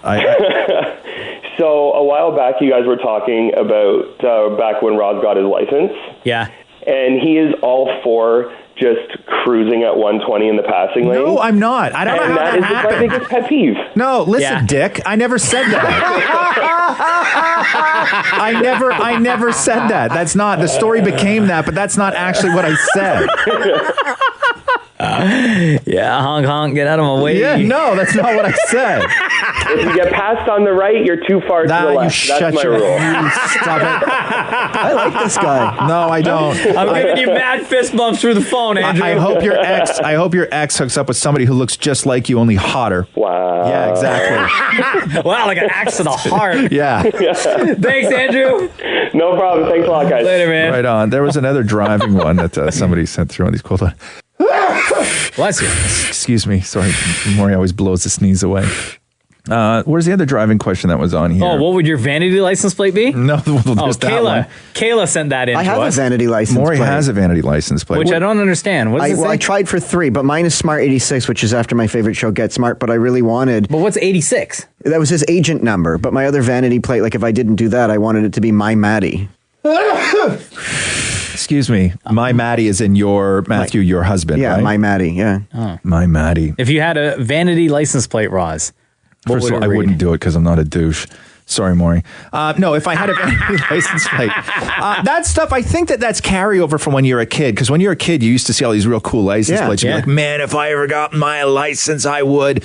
And I don't really recall like what I would have done. Probably if you asked me when I was a kid if I got a car, what my vanity license plate would be, it would be like Conan Rules, you know, or Porky's. Right? Like it would have been one of those. But as an adult, I really have no. I Yours really could have be no, never single. No, I really have no affinity to. If I had one now, it would be the same one if you were to ask me in 1997. Which was what? NWO for life. Really? Yeah. Wow. I wonder if anybody has that. NWO for life? Yeah. Someone. I'm sure somebody has NWO for, and just NWO for anybody who doesn't understand. That's what is it? New World Order from. Act like you don't know from wrestling. Come on. You'd have to use a number 4 because FOR it wouldn't fit. No, I know. Where's the other driving one that was on here that I saw that I wanted to talk about? Oh, here. Are you a car performer?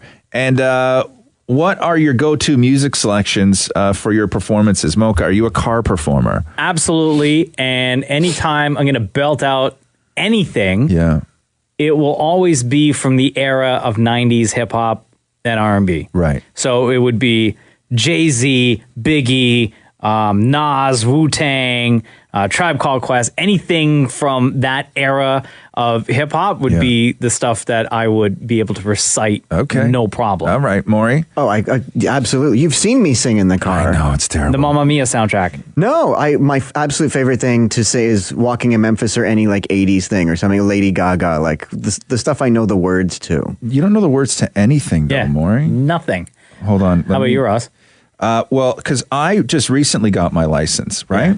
Like a year and a half? Almost 2 years. No, a year and a half now. Yeah, a year and a half now. And so my thing is this, is that I don't play any music in the car. I had one rule when I got my license, because I got my license in my 40s. And I have one rule in the truck, which is I don't play anything in the truck. Why? That would not have existed when I would have been 16 and got my license. So I only play songs in the truck from 1990 and earlier.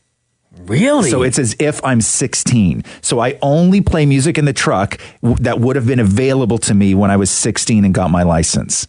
So nothing, there's not one song has been played in my truck that is past 1990. That's so Not weird. one thing. Yeah, so I only play songs 1990 and earlier, which is the music that would have existed when I was 16. Never before in the car while driving have I played something that existed after 1990. Holy cow, dude. Yeah, so it's all just like retro, but everything. Like I have like access to everything. I have all the satellite stuff and my phone stuff and everything in the But truck. you only stick to pre-1990. Holy cow. Yeah. Wow. Yeah, try it. That's really Try interesting. it. You should. You may like that.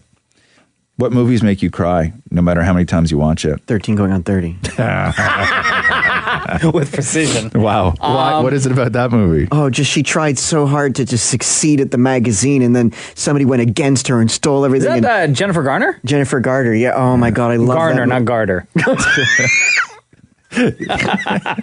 Wow, a wheeze and a snort. You sound like a stuck pig.